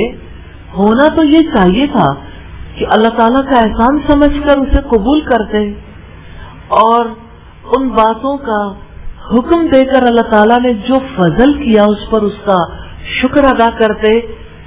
लेकिन हुआ क्या? बनी इसराइल का मामला सदा से ही बहुत अजीब रहा है। बनी इसराइल हर दौर में अपनी मर्जी करते रहे हैं, वादे करके वादों को तोड़ने वाले अल्लाह ताला के वादों पर कैसे कायम रह सकते थे? उन्होंने अल्लाह ताला के मुआहिदे को इस तरह से तोड़ डाला जैसे आपस में किए हुए मुआहिदों को वो तोड़ते थे। अल्लाह पाक ने फरमाया, सुम्मा तवल्लैतुम, फिर तुम सब इसके बाद उस अहद से फिर गए, यानी तुमने पीठ फेर ली, क्योंकि तुम्हें उन अहकामात से रग़बत नहीं थी, न वो काम करने का तुम इरादा रखते थे। इल्ला कलीलम मिनकुम, तुम में से थोड़े लोगों के मां सिवा, यानी चंद लोग ऐसे भी थे जिन्हें अल्लाह ताला ने महफूज रखा, उन्हें सबात अता किया, और बाकी सब लोग फिसल गए। जैसे हमारे यहाँ पूरा महीना रोजा रखने वाले भी चांद रात को अल्लाह ताला की फर्मा बरदारी से फिसल कर नाफरमानी में चले जाते हैं। क्या आपने कभी ऐसे लोग देखे? चांद रात में अल्लाह ताला की फर्मा बरदारी करना अपना फर्ज नहीं समझते, और चांद रात के बाद भी नहीं। वो समझते हैं नेक काम करना रोजा रखने की शर्त है, और अक्सर लोग ऐसे हैं जो रोजा रखने की शर्त भी नहीं समझते। वअन्तुम मुअरिज़ून, और तुम मुंह मोड़ने वाले थे, यानी बनी इसराइल ने कसदन और अमदन एराज किया, हालांकि वो जानते थे, उन्हें याद था। ये अल-असास से तफसीर की रिवायत है। याद रखिएगा कि शरीयत के बुनियादी अहकामात جاہلیت والی زندگی، جہالت والی زندگی کو چھوڑنے کے لیے آتے ہیں. وہ احکامات اس لیے نہیں آتے کہ ان کو جان لیں، پڑھ لیں، سمجھ لیں اور اپنی مرضی کے مطابق زندگی بسر کر لیں. اور یہ بھی بات سب کو معلوم ہے کہ اللہ تعالیٰ کے احکامات انسان کی خواہشات سے ٹکراتے ہیں، خواہشات نفس سے ٹکراتے ہیں نا. اور پھر دیکھیے کہ انسان کی دنیا دارانہ زندگی پر پابندی بھی لگاتے ہیں. یہ 3 ریزنز ہیں جس کی وجہ سے لوگ اللہ تعالیٰ کے احکامات کو اگنور کر دیتے ہیں. پہلی ریزن کیا ہے؟ اپنا لائف سٹائل چھوڑنا پڑتا ہے. جو لائف سٹائل اللہ تعالیٰ کے احکامات کے مطابق نہیں ہوتا، اب لوگوں کو بوجھل لگتا ہے کہ یہ والی زندگی کیسے اختیار کریں. دوسرا کیا ہے؟ دوسری ریزن کیا ہے کہ خواہشات سے ٹکراتے ہیں احکامات اور خواہشات چھوڑنا نہیں چاہتے اور دنیا دارانہ زندگی پر پابندی لگاتے ہیں تو پابندیاں برداشت نہیں ہوتی، اس لیے اس حکم کو چھوڑ کر، اللہ تعالیٰ کے احکامات کو چھوڑ کر من مانی زندگی بسر کرتے ہیں. جی السلام علیکم. وعلیکم. ہر بات پہ یہ دلیل دے دی جاتی ہے کہ اللہ تعالیٰ نے کہا ہے جہاں دین اختیار کرو دنیا کو بھی اختیار کرو، اور اس کے اندر اور بھی دلائل شامل کر دیے جاتے ہیں. تو اس کو ہم کیسے اس بات کے ہم جواب دے سکتے ہیں؟ آپ میں سے کون مریخ پر رہتا ہے؟ کوئی رہتا ہے؟ کوئی چاند پر جاتا ہو واپس گھر، یا کوئی مشتری پر چلا جاتا ہو؟ کوئی ایسا ہے؟ اس زمین پر زندگی گزارتے ہیں نا. اس زمین پر زندگی کا نام دنیا کی زندگی، دنیا قریب ہے نا. اس کے بعد لیٹر آن آنے والی زندگی کو آخرت کی زندگی قرار دیا گیا. وہ کس سیارے پر ہوگی، زمین پر یا کہیں اور، اللہ تعالیٰ بہتر جانتا ہے. لیکن بات یہ ہے کہ جب ہم زمین پر زندگی گزار رہے ہیں تو یاد رکھیں دنیا میں رہنا ہے، دنیا میں رہتے ہوئے اللہ تعالیٰ کا ہو کر رہنا ہے. بھائی دنیا میں اپنی مرضی سے نہیں رہنا، اللہ تعالیٰ کی مرضی سے رہنا. تو دنیا میں رہنے سے کس نے روکا ہے؟ دنیا میں رہنے سے تو کسی نے نہیں روکا. ہاں اس سے روکا ہے مرضیاں نہیں کرو، اللہ کی مرضی کے مطابق چلو. تو اللہ تعالیٰ تو چاہتے ہیں کہ دنیا کی زندگی میں مومن وہ سب کچھ برتیں جو کچھ اللہ تعالیٰ نے انہیں دیا ہے، ان لمٹس میں رہ کے. لمٹس میں رہنا ہے نا. آپ دیکھیں آپ کے ساتھ کوئی بات کرتا ہے گالی دے دیتا ہے، آپ کے ساتھ کوئی بات کرتا ہے چڑھائی کرتا ہے، پریشرائز کرتا ہے، بالآخر آپ کو کہنا پڑتا ہے نا جتنا بھی صبر کر لیں کہ اپنی لمٹس میں رہنا چاہیے. تو بس اللہ تعالیٰ بھی یہی کہتے ہیں اپنے لمٹس میں رہیں جو اللہ تعالیٰ نے مقرر کی. That's it. آیت نمبر 84 ہے وَإِذْ أَخَذْنَا مِيثَاقَكُمْ لَا تَسْفِكُونَ دِمَاءَكُمْ وَلَا تُخْرِجُونَ أَنفُسَكُمْ مِنْ دِيَارِكُمْ ثُمَّ أَقْرَرْتُمْ وَأَنْتُمْ تَشْهَدُونَ. اور جب ہم نے تم سے پختہ عہد لیا تھا کہ تم اپنوں کا خون نہ بہاؤ گے اور نہ اپنے آپ کو اپنے گھروں سے نکالو گے، پھر تم نے اقرار کیا اور تم خود اس پر گواہی دیتے ہو. میثاق بنی اسرائیل کی ایک اور شق ہے وَإِذْ أَخَذْنَا مِيثَاقَكُمْ، اور جب ہم نے تم سے پختہ عہد لیا تھا.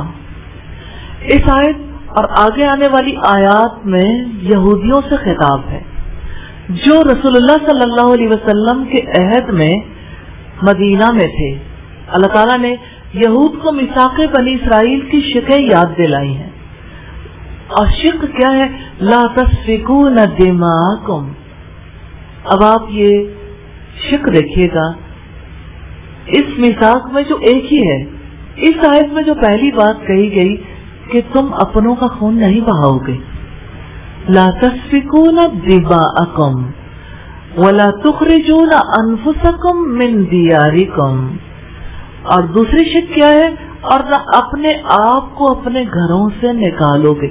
اپنے آپ کو بھی کوئی گھروں سے نکالتا ہے؟ جو اپنے بیٹے کو نکال دے، جو اپنے بھائی کو نکال دے، جو اپنی ماں کو نکال دے، اپنے باپ کو نکال دے، وہ کس کو نکالتا ہے؟ اپنے آپ کو. اللہ تعالیٰ نے 2 شکیں یہاں پہ بیان کی ہیں کہ آپ خون نہیں بہاؤ گے، یعنی اپنوں کو قتل نہیں کرو گے، اور کیا کہا کہ آپ اپنے لوگوں کو اپنے گھروں سے نہیں نکالو گے. سوال یہ پیدا ہوتا ہے کہ یہودی اپنے لوگوں کا قتل کیوں کرتے تھے اور انہیں گھروں سے کیوں نکالتے تھے؟ جاہلی تعصبات کی وجہ سے. تعصب نے انہیں گروہوں میں بانٹ دیا تھا. اب جانتے ہیں نا، جاہلی تعصبات کی کوئی اجازت نہیں ہے کسی قسم کا تعصب اختیار کرنے کی. ہم تعصب کو ضرور دیکھیں گے انشاءاللہ کہ تعصب کی حقیقت کیا ہے. یہاں ہم یہ دیکھ رہے ہیں کہ تعصبات کا رزلٹ کیا نکلتا. میں مدینہ کی اسٹیٹ میں بسنے والوں کے بارے میں تھوڑی سی بات کرنا چاہتی ہوں. مدینہ میں کون کون لوگ رہتے تھے؟ مدینہ میں جو اس کے نیٹو تھے، اصل باشندے. امریکہ کے اصل باشندے کون ہیں؟ کیا آپ میں سے کوئی جانتا ہے؟ Red Indians. ٹھیک ہے. اسی طرح سے مدینہ کے جو اصل باشندے تھے اوس اور خزرج، 2 قبیلوں میں بٹے ہوئے تھے، اور دونوں میں نبی صلی اللہ علیہ وسلم کی آمد سے پہلے بہت زیادہ جنگیں ہوتی تھی، بہت جھگڑے ہوتے تھے. چھوٹا سا مدینہ اور آپس میں ہر وقت تلواریں چلتی رہتی تھی. مدینہ میں نبی صلی اللہ علیہ وسلم کے بارے میں اپنی کتاب میں پیشین گوئیاں پڑھنے کے بعد وہ لوگ بھی آ بسے تھے جنہوں نے رسول اللہ کی آمد سے پہلے آپ کا یقین کر لیا تھا اور آپ کی تلاش میں نکلے تھے. مدینہ میں آ کر بسنے والوں کی بہت بڑی تعداد یہودیوں کی تھی. ان کے 3 قبائل تھے، بنو نذیر، بنو قینقاع اور بنو قریظہ. کیا نام ہے ان کے؟ اور 3 قبیلے تو آپ کو پتا چل گئے یہ یہودیوں کے ہیں، اور 2 وہاں کے مقامی باشندے تھے. 2 قبائل وہ کون سے تھے؟ اوس اور خزرج. ٹھیک ہے، اوس اور خزرج. اب آپ دیکھیے کہ 2 قبیلوں کی آپس میں جنگ ہوتی ہے تو کیا یہ 3 قبائل غیر جانبدار رہتے ہیں یا اس کے لیے وہ کوئی کردار ادا کرتے ہیں؟ انہوں نے کسی نہ کسی قبیلے سے دفاعی معاہدہ کر رکھا تھا. لوگ ذاتی طور پر اٹھ کے اپنی مرضیاں نہیں کرتے، پورے قبیلے کا ایک ڈیسیژن ہوتا تھا، یا قبیلہ ایک قبیلے کے ساتھ یا دوسرے کے ساتھ. تو آپ دیکھیے کہ رسول اللہ کی آمد سے پہلے کیا ماحول تھا کہ یہود کے کسی قبیلے نے اوس کے ساتھ معاہدہ کیا تھا، کسی نے خزرج کے ساتھ. اگر ہم یہ دیکھنا چاہیں، بنو نذیر بنو قینقاع قبیلے خزرج کے دوست تھے، یعنی خزرج کے 2 قبیلے دوست تھے، بنو نذیر اور بنو قینقاع. اور بنو قریظہ اوس قبیلے کے دوست تھے. پھر جب کبھی اوس اور خزرج کے درمیان جنگ ہوتی تھی تو ہر انصار قبیلہ کا دوست یہودی قبیلے سے، یعنی یہودی قبیلہ اپنے دوستوں کا ساتھ دیتا تھا اور اپنے دوست انصاری قبیلے کے ساتھ مل کر اس کے دشمن انصاری قبیلے کے خلاف اس کی مدد کرتا تھا. آپ یوں سمجھ لیں کہ جنگ ہے اوس اور خزرج کے درمیان. اوس کے ساتھ بنو قریظہ کھڑے ہو جاتے اور خزرج کے ساتھ بنو نذیر اور بنو قینقاع. تو پوری آبادی ایک دوسرے سے بھڑ جاتی تھی. دفاعی معاہدے تھے ان کے درمیان. اور ہوتا یہ تھا کہ جب اوس اور خزرج کے درمیان جنگ ہوتی تو اپوزٹ آنے والے اپنے یہودی قبیلے کے لوگوں کو بھی قتل کر دیتے تھے، یعنی یہودی یہودیوں کو قتل کر رہے ہوتے تھے. اور ظاہر ہے ان کی رشتہ داریاں تھیں، تعلق داریاں تھیں، قبائل کے درمیان گہرے رابطے تھے، تو اپنوں کے ہاتھوں اپنوں کا قتل ہو جاتا تھا، لیکن وہ اس بارے میں خود کو مجرم نہیں سمجھتے تھے. وہ یہ کہتے تھے ہماری جنگ ہی نہیں ہے، جنگ ہے اوس اور خزرج کی، ہم تو دفاعی معاہدے میں بندھے ہوئے، اس لیے ہم نے ان کا ساتھ دیا اور کوئی قتل ہو گیا تو ہم نے قتل نہیں کیا، یعنی قتل کرنے کے باوجود بھی نہیں مانتے تھے. پھر آپ دیکھیں کہ اپنے یہودی قبائل کو وہ جلا وطن بھی کر دیتے تھے، جلا وطنی، قتل، لوٹ مار سب کچھ جاری رہتا تھا. یعنی سوچیں کہ آپ کے رشتہ دار ہیں اور اچانک جنگ ہوئی اور رشتہ داروں کو لوٹنے لگے، تو آپ سمجھ سکتے ہیں کہ آبادی میں کتنا کوہرام برپا ہو چکا، ڈسٹرسٹ کی انتہا تھی. آپ کو وہ والی بات تو یاد ہوگی نا، ڈونٹ ٹرسٹ اینی ون، ہے نا، یہودی سکھاتے ہیں. تو آپ دیکھیے ان کے پیچھے ماضی میں کتنی پرانی جڑ ہے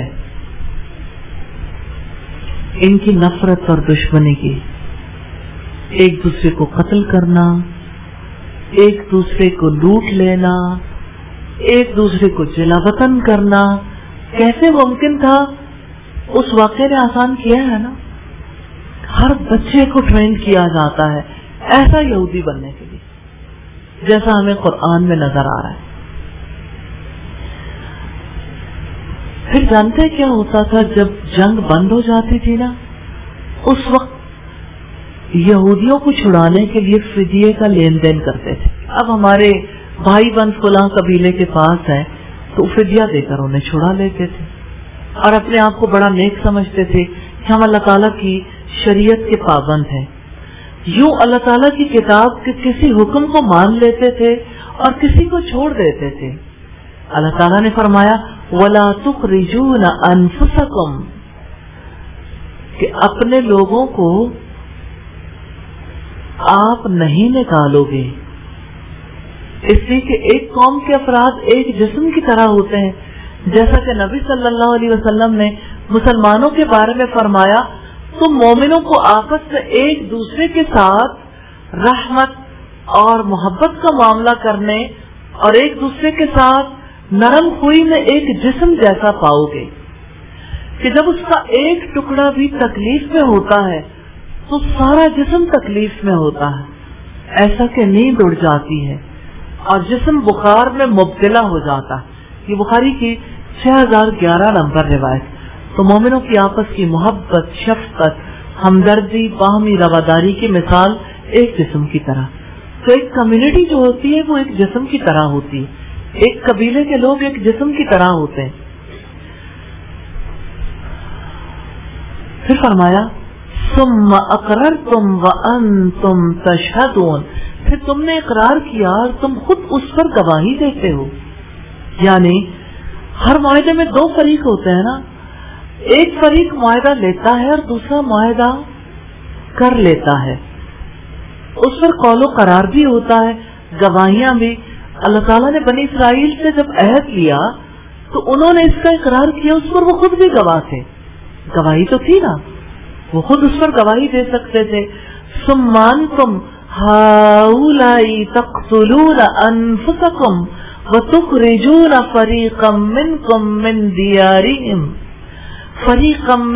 من ديارهم تظاهرون عليهم بالإثم والعدوان وإن يأتوكم أسارى تفادوهم وهو محرم عليكم إخراجهم افتؤمنون ببعض الكتاب وتكفرون ببعض فما جزاء من يفعل ذلك منكم الا خزي في الحياة الدنيا ويوم القيامة يردون الى اشد العذاب وما الله بغافل عما تعملون.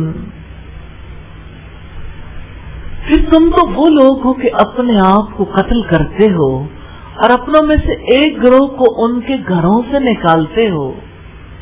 گناہ اور زیادتی میں ان کے خلاف ایک دوسرے کی مدد کرتے ہو، اور اگر وہ تمہارے پاس قید ہو کر آئیں تو تم ان کا فدیہ دیتے ہو، حالانکہ انہیں نکالنا تم پر حرام کیا گیا تھا، تو کیا تم کتاب کے کچھ حصے پر ایمان لاتے ہو اور کچھ حصے کا کفر کرتے ہو؟ تو جو تم میں سے ایسا کرتا ہے دنیا کی زندگی میں رسوائی کے ماں سوا اس کی اور کیا جزا ہو سکتی ہے، اور قیامت کے دن وہ سخت ترین عذاب کی طرف پھیر دیے جائیں گے، اور جو تم کرتے ہو اللہ تعالی اس سے ہرگز غافل نہیں ہے۔ یہود کا میثاق بنی اسرائیل کے بعد جو طرز عمل تھا اللہ تعالیٰ نے اس پر تبصرہ کیا ہے کہ دیکھو تم کتنے عہد شکن ہو۔ نقض عہد ان کی گھٹی میں تھا، ڈیفالٹ میں، وہ عہد توڑے بغیر رہ ہی نہیں سکتے، کیونکہ ان کی ماؤں کی تربیت میں بھی یہ بات شامل تھی۔ یہودیوں کو تعلیم ہی ایسی دی جاتی ہے، آنے والوں کو اسی طرح بنا دیا جاتا ہے، جیسے ہمارے یہاں اولاد کی تربیت کے لیے نارملی کوئی اصول، کوئی ضابطہ، کوئی طریقہ کار اختیار نہیں کیا جاتا۔ یہ سمجھا جاتا ہے کہ جس کو اللہ نے اولاد دی خود ہی سکھا لے گی، کہ ایسا نہیں ہوتا۔ شادی سے پہلے کس ماں کو فکر ہوتی ہے، کس باپ کو فکر ہوتی ہے کہ بیٹے اور بیٹی کو، یعنی جن دو لوگوں کو آپس کے بندھن میں باندھنا ہے، وہ نئی نسل کی تربیت کیسے کریں گے؟ وہ ماں باپ جو جہیز کے لیے اس قدر کوشش ہوتے ہیں کہ بچی کی پیدائش کے ساتھ ہی جہیز تیار ہونا شروع ہو جاتا ہے، جو لڑکے کی بری کے لیے اتنے کوشش ہوتے ہیں اس کی زیور کی تیاری بہت ابتدا میں کرنی شروع کر دی جاتی۔ آنے والی نسل کی تیاری کے لیے انہی ماں باپ کو کوئی فکر نہیں ہوتی۔ میڈیا کے تھرو مائنڈ سیٹ تیار ہو گیا نا، ری پروگرامنگ ہو گئی کہ آپ کا کام بچے کے پیمپر کا خیال رکھنا ہے، اس کے سیریلیک کا، اس کو جو آپ نے ملک دینا ہے اس کا خیال رکھنا ہے، اور بچے کی خوشیوں کا خیال رکھنا ہے، اس کو اسکول اگر بھیجنا ہے برتھ ڈے کیسے سیلیبریٹ ہوگی اور دیگر وہ کس طرح کے کام کرے گا۔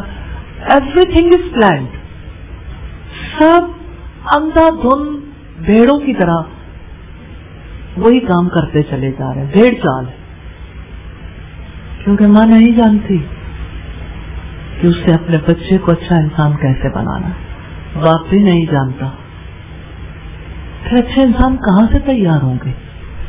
اسکول والوں کے مقاصد میں بھی یہ بات شامل نہیں ہے، تعلیمی نظام کے مقاصد میں ریاستی سطح پر یہ بات شامل نہیں ہے۔ کسی تعلیم کا مقصد اچھا انسان بنانا نہیں ہے۔ کیا کوئی لمس کا گریجویٹ اچھا انسان ہوگا؟ لمس کی پالیسی میں شامل ہے، یا ایل ایس سی کی پالیسی میں، یا پنجاب یونیورسٹی کی پالیسی میں، یا ایل جی ایس کی پالیسی میں؟ کسی جگہ کسی اسکول کا، گورنمنٹ اسکولز ہے یا پرائیویٹ اسکولز ہے، کہیں یہ بات شامل ہے۔ پھر کون سا مائنڈ سیٹ جو تیار ہو رہا ہے؟ سرکشی، من موجی انسان تیار ہو رہا ہے، انا پرست، اپنی ذات کے سوا جنہیں کسی کی فکر نہیں ہے۔ یہ فلسفی کہاں سے آئی؟ یہ تو جیوز کی فلسفی تھی، ہمارے یہاں کیسے در آئی؟ تو آپ کا کریکلم اب کون تیار کر رہا ہے؟ آپ کے یہاں نئی نسل کی ذہنی نشو و نما کے لیے جو نصاب تیار کیا گیا، وہ نصاب انہی لوگوں نے تیار کیا ہے جن کے بارے میں ہم اللہ تعالیٰ کی کتاب میں پڑھ رہے ہیں۔ تو ساری دنیا کا مائنڈ سیٹ ایک کیوں نہ ہو جائے؟ ایک ہی ہوگا۔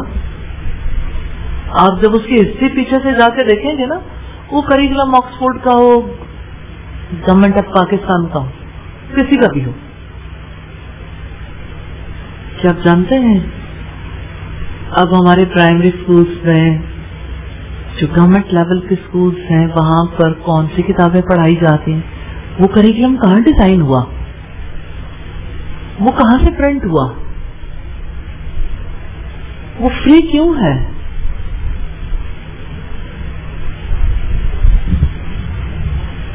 کوئی تبلیغ کرنے تو نہیں آیا، کسی نے دعوت بھی نہیں دی، لیکن سب انسانوں کا ذہن قرب قیامت کے دور میں ایک طرح سوچنے لگ گیا۔ میڈیا، سوشل میڈیا کے تھرو جو مہم چلائی گئی سب اسی مقصد کے لیے تو ہے۔ تو ہم تذکرہ دیکھ رہے ہیں اس قوم کا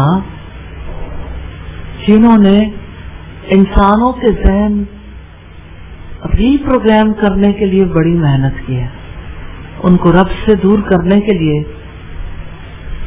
انہوں نے تاریخ کا کثیر حصہ لگایا ہے۔ نسلیں ختم ہو جاتی ہیں اور لوگ آ جاتے ہیں، ان کے مقاصد نہیں بدلتے۔ اللہ تعالیٰ نے اسی لیے تو ان کی تاریخ ہمارے سامنے رکھی ہے۔ تو میثاق بنی اسرائیل کے بعد کے طرز عمل میں ہمیں اس قوم کا مزاج پتہ چلتا ہے۔ رب العزت نے فرمایا ثم انتم هؤلاء تقتلون انفسکم وتخرجون فریقا منکم من دیارہم، پھر تم تو وہ لوگ ہو کہ اپنے آپ کو قتل کرتے ہو اور اپنوں میں سے ایک گروہ کو ان کے گھروں سے نکالتے ہو۔ اللہ تعالیٰ نے یہود مدینہ کو مخاطب کیا ہے کہ تم پر تو یہ فرض کیا گیا تھا کہ اپنوں کا خون نہیں بہاؤ گے، نہ اپنوں کو ان کے گھروں سے نکالو گے، اب تم اپنوں کو قتل کرتے ہو، انہیں ان کے گھروں سے نکالتے ہو۔ تو اللہ تعالیٰ کے احکامات کی صریح خلاف ورزی کیسا ایمان ہے، یہ کیسا طرز عمل ہے۔ تظاہرون علیہم بالاسم والعدوان، گناہ اور زیادتی میں ان کے خلاف ایک دوسرے کی مدد کرتے ہو۔ رب العزت نے یہود کے طرز عمل کو واضح کیا ہے کہ یہ ایک دوسرے کے ساتھ کتنے مخلص ہیں۔ یہود کا ایک دوسرے کے ساتھ کتنا اخلاص ہے، گناہ اور ظلم کے ساتھ ایک دوسرے کے خلاف دوسروں کی مدد کرتے ہیں۔ یہود کی مدد کی بات اللہ تعالیٰ نے ساری انسانیت کے سامنے رکھی ہے۔ قتل کر کے مدد کرتے ہو، اپنے لوگوں کو جلا وطن کر کے ان کی مدد کرتے ہو، اپنے لوگوں کے مال لوٹ کر ایک دوسرے کی مدد کرتے ہو۔ دیکھو تو صحیح تمہارا طرز عمل کیسا ہے۔ وَإِن يَأْتُوكُمْ أُسَارَىٰ تُفَادُوهُمْ وَهُوَ مُحَرَّمٌ عَلَيْكُمْ إِخْرَاجُهُمْ، اور اگر وہ تمہارے پاس قید ہو کر آئیں تو تم ان کا فدیہ دیتے ہو، حالانکہ انہیں نکالنا تم پر حرام کیا گیا تھا۔ رب العزت نے فرمایا کہ جب قتل و غارت گری اور لوٹ مار کے بعد جنگ ختم ہو جاتی ہے تو جنگی قیدیوں کے اوپر احسان کرنا چاہتے ہو کہ اب تمہارا فدیہ دے دیتے ہیں۔ یہ بتائیں قید کیوں کیا تھا، یہ بتائیں قتل کیوں کیا تھا، یہ بتاؤ گھروں سے کیوں نکالنا تھا، کیا نکالنا تم پر حرام نہیں تھا؟ تو اللہ تعالیٰ نے فرمایا افتؤمنون ببعض الکتاب وتکفرون ببعض، تو کیا تم کتاب کے کچھ حصے پر ایمان لاتے ہو اور کچھ حصے کا کفر کرتے ہو؟ یہود کتاب کے کچھ حصے پر ایمان رکھتے تھے، کچھ احکامات پر عمل کرتے تھے، کچھ حصوں کو کوئی اہمیت نہیں دیتے تھے۔ مثلا قتل کرنا، ایک دوسرے کو گھروں سے نکالنا، ایک دوسرے کے خلاف مدد کرنا، کسی کے لیے مدد کرنا ان کی شریعت میں حرام تھا۔ تو یہود نے کیا کیا، ان کاموں کا کھلے عام ارتکاب کیا، کھلے عام قتل و غارت گری میں حصہ لیتے تھے، ڈرتے نہیں تھے کہ اللہ تعالیٰ نے حرام کیا ہوا۔ کیوں؟ ہیلا، لاجک دیتے تھے خود کو کہ دیکھیں ہم کون سا جنگ کر رہے ہیں، جنگ تو کسی اور کی ہے، ہمارا تو دفاعی معاہدہ ہے. جیسے آپ دیکھیں پاک آرمی الحمدللہ پاکستان میں، سعودیہ میں اپنا بڑا اہم کردار ادا کر رہی ہے، لیکن اگر کافروں کے ساتھ کسی دفاعی معاہدے میں بندھ کے کسی مسلمان ملک پر قتل و غارت گری کا، انہیں قید کرنے کا، ان کو جلا ڈالنے کا کوئی معاملہ کرے تو کیا یہ حرکت اسلام کے خلاف نہیں ہے؟ کافر کے معاملے میں بات مختلف ہے، لیکن یہاں تو اپنے لوگوں کی بات ہے کہ آپ کو یہ استحقاق کس نے دیا. یہودیوں سے خطاب کر کے اللہ تعالیٰ نے پوچھا ہے آپ کو یہ حق کس نے دیا تھا کہ آپ اپنے قبیلے کے لوگوں کو، نبیوں کی اولاد کو اپنے ہاتھوں سے قتل کر دو، ان کے گھر لوٹ لو، ان کو جلا وطن کر دو، گھر بار ختم کر دو ان کے. صرف ایک کام پر انہوں نے عمل کیا تھا، جنگی قیدی بن گئے، اب انہیں فدیہ دے کر چھڑا لیا اور سمجھ لیا کہ ہم نے پوری شریعت پر عمل کر لیا ہے. حالانکہ اگر وہ قتل ہی نہ کرتے، جنگ ہی نہ کرتے تو قیدی کیسے بنتے؟ قید ہونے کی اور قیدی کو چھڑانے کی نوبت ہی نہ آتی. ایمان کا تقاضا یہ ہے کہ اللہ تعالیٰ کے سارے احکامات پر عمل کیا جائے، جس سے اللہ تعالیٰ نے روکا اس سے پوری طریقے سے روکا جائے. حافظ ابن کثیر کہتے ہیں کہ یہود اپنے باطن کی خرابی کی وجہ سے تورات کا جو حکم اپنی خواہش کے مطابق پاتے یا اللہ تعالیٰ نے جو بیان کیا اس کو اپنی خواہش کے مطابق بیان کرتے یا چھپا لیتے. تورات اور اس میں موجود احکام اور رسول اللہ کی صفات، آپ کی بعثت، ہجرت سے متعلق خبروں کے بارے میں ان پر بھروسہ اسی لیے نہیں کیا جا سکتا کیونکہ وہ سب چھپانے کے عادی ہیں. وہ ظاہر وہ کچھ کرتے ہیں جو ان کا جی چاہتا ہے، بیان بھی وہی کچھ کرتے ہیں جو ان کا جی چاہتا ہے. تو کسوٹی تو بدل گئی نا. مثال کے طور پر آپ دیکھیں کہ آپ نے 1 kg کوئی چیز پرچیز کرنی ہے، ٹھیک ہے، اور آپ جہاں سے پرچیز کرنے کے لیے گئے ہیں وہ کہتے ہیں ٹھیک ہے جی آپ نے 1 kg لینی ہے نا، تو یہ اینٹ پڑی ہوئی ہے، یہ اینٹ کنسیڈر کرنا ہے، یہ 1 kg ہے، تو اس کے یعنی اس کی طرح اس کے ساتھ تول کے دے دیتے ہیں. تو آپ مجھے یہ بتائیں کتنے لوگ مطمئن ہوں گے کہ اینٹ کے ساتھ تول کے دیا جا رہا ہے؟ اینٹ کوئی پیمانہ نہیں ہے. ایسا ہو سکتا ہے کہ کوئی چیز بالکل 1 kg کے برابر ہو، ایون دین کسی کو یقین نہیں آتا، اس باٹ پر یقین آتا ہے، اور ایسا ہو سکتا ہے کہ باٹ ہی ہلکا بنایا گیا، اس کے باوجود یقین رہتا کہ ٹھیک ہے باٹ ہے تو اس پہ یقین کرنا پڑے گا، اسٹینڈرڈ ہے نا. تو اللہ تعالیٰ نے اسٹینڈرڈ دے دیا، اپنے احکامات دیے، اب ہر ایک کو اس حکم کے مطابق زندگی بسر کرنی. اپنا باڈی بدل ڈالیں گے تو بے یقینی کے تحت کس پر عمل کر پائیں گے؟ تو انہوں نے اپنے ذاتی پیمانے بنا لیے تھے، اللہ تعالیٰ کے پیمانے کو ہی بدل ڈالا تھا. تو رب العزت نے فرمایا فما جزاء من يفعل ذلك منكم الا خزي في الحياة الدنيا ويوم القيامة يردون الى اشد العذاب. تو جو تم میں سے ایسا کرتا ہے دنیا کی زندگی میں رسوائی کے ماں سوا اس کی اور کیا جزا ہو سکتی ہے، اور قیامت کے دن وہ سخت ترین عذاب کی طرف پھیر دیے جائیں گے. اللہ تعالیٰ نے شریعت کے کسی حکم پر ایمان لانے اور کسی سے کفر کرنے کی یہودیوں کو سزا دی. جانتے ہیں کیا سزا تھی؟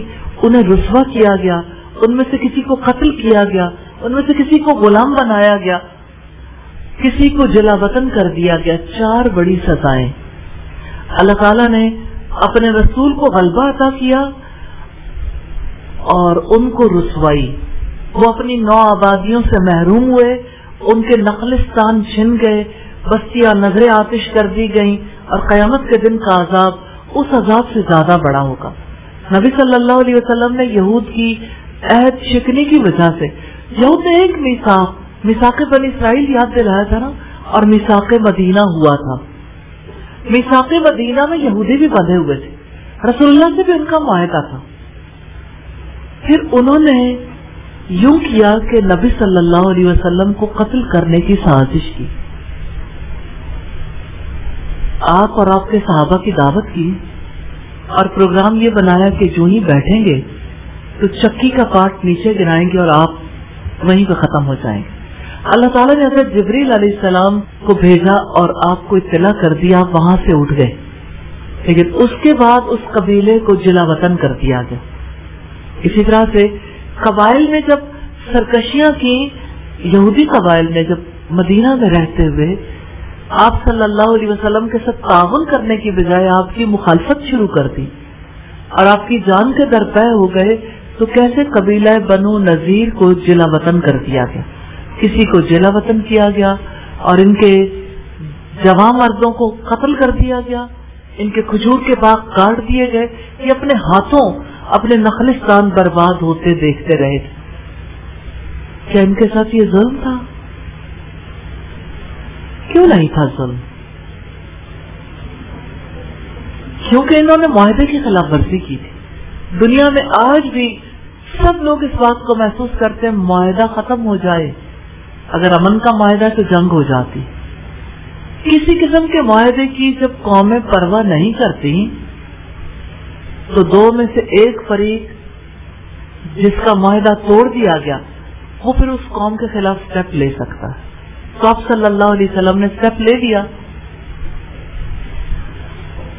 اگر ہم مسلمانوں کے حوالے سے دیکھیں کہ آج کی دنیا میں مسلمانوں کی رسوائی کا کیا سبب ہے, کچھ احکامات پہ عمل کرنا, کچھ کو چھوڑ دینا.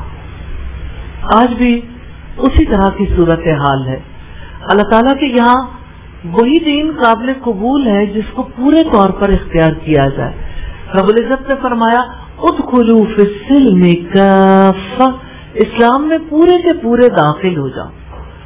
وما اللہ بغافل عما تعملون, اور اللہ تعالیٰ اس سے غافل نہیں ہے جو تم عمل کرتے ہو. اللہ تعالیٰ نے انسان کو بیدار کیا ہے کہ تمہارے اعمال اللہ کی نظروں میں ہیں, اس لیے ان کی جواب دہی اور ان کے انجام سے تم بچ نہیں سکتے. انسان کو جب یہ احساس ہوتا ہے کہ وہ انڈر آبزرویشن ہے, وہ کسی کے مشاہدے میں, تو اپنے کام کے بارے میں محتاط ہو جاتا. اللہ تعالیٰ نے انسان کو محتاط اور اس کے شعور کو بیدار کیا ہے. اللہ تعالیٰ سے دعا ہے ہمیں یہ بیداری نصیب فرمائے. اولئک الذین اشتروا الحیاۃ الدنیا بالآخرہ فلا یخفف عنہم العذاب ولا هم ینصرون. یہ وہ لوگ ہیں جنہوں نے آخرت کے بدلے دنیا کی زندگی خرید لی ہے, سو نہ ان کے عذاب میں کمی کی جائے گی اور نہ ہی وہ مدد دیے جائیں گے. یہود نے آخرت بیچ کر دنیا خرید لی. ان کے بارے میں اللہ تعالیٰ نے اپنا فیصلہ دے دیا کہ یہ وہ لوگ ہیں جنہوں نے آخرت کے بدلے میں دنیا کی زندگی خرید لی, یعنی دنیا کو ترجیح دی ہے. ان کی پرائرٹیز میں, ان کی ترجیحات میں آخرت پہلے نہیں ہے, دنیا پہلے ہے. تو انہوں نے اللہ تعالیٰ کے احکامات کو چھوڑا, خواہشات کا دین اپنایا. یہی آخرت کو بیچنا اور دنیا کو خریدنا ہے. انہوں نے دنیا کے قلیل کو آخرت کے کثیر پر ترجیح دی. یہ در المنصور کی روایت ہے. تو آخرت کے بدلے دنیا خریدنے سے مراد یہ ہے کہ انسان دنیا کے فائدوں کی خاطر آخرت کو داؤ پر لگا دے. انسان آخرت کے لیے نہیں, دنیا کے لیے اپنا سب کچھ لگانے کے لیے کتنی تبدو کرتا ہے. انسان دنیا کا بیٹا کیوں بن جاتا ہے؟ مٹی کا بیٹا مٹی کو یہ اصل حقیقت کیوں سمجھتا ہے؟ اصل حقیقت تو وہ ہے جس نے مٹی پیدا کی, جس نے ہر چیز کو تخلیق کیا. تو پیدا کرنے والے سے جب انسان کی نظریں ہٹ جاتی ہیں تو انسان کیسے کیسے فتنوں میں مبتلا ہو جاتا ہے. فلا یخفف عنہم العذاب ولا هم ینصرون. سنا ان کے عذاب میں کمی کی جائے گی اور نہ ہی وہ مدد دیے جائیں گے. تو جو لوگ آخرت کی بجائے دنیا کا فائدہ چاہتے ہیں ان کے بارے میں اللہ تعالیٰ نے فیصلہ کر لیا ہے. نہ عذاب ہلکا کیا جائے گا نہ ان کو مدد پہنچے گی. ان پر عذاب کی شدت ہمیشہ رہے گی. کبھی ہلکا نہیں کیا جائے گا, کبھی ہٹایا نہیں جائے گا, ہمیشہ ان پر مسلط رہے گا. ایک گھڑی بھر بھی وہ عذاب کے بغیر نہیں گزاریں گے. الحمدللہ یہ تھا رکوع نمبر 10.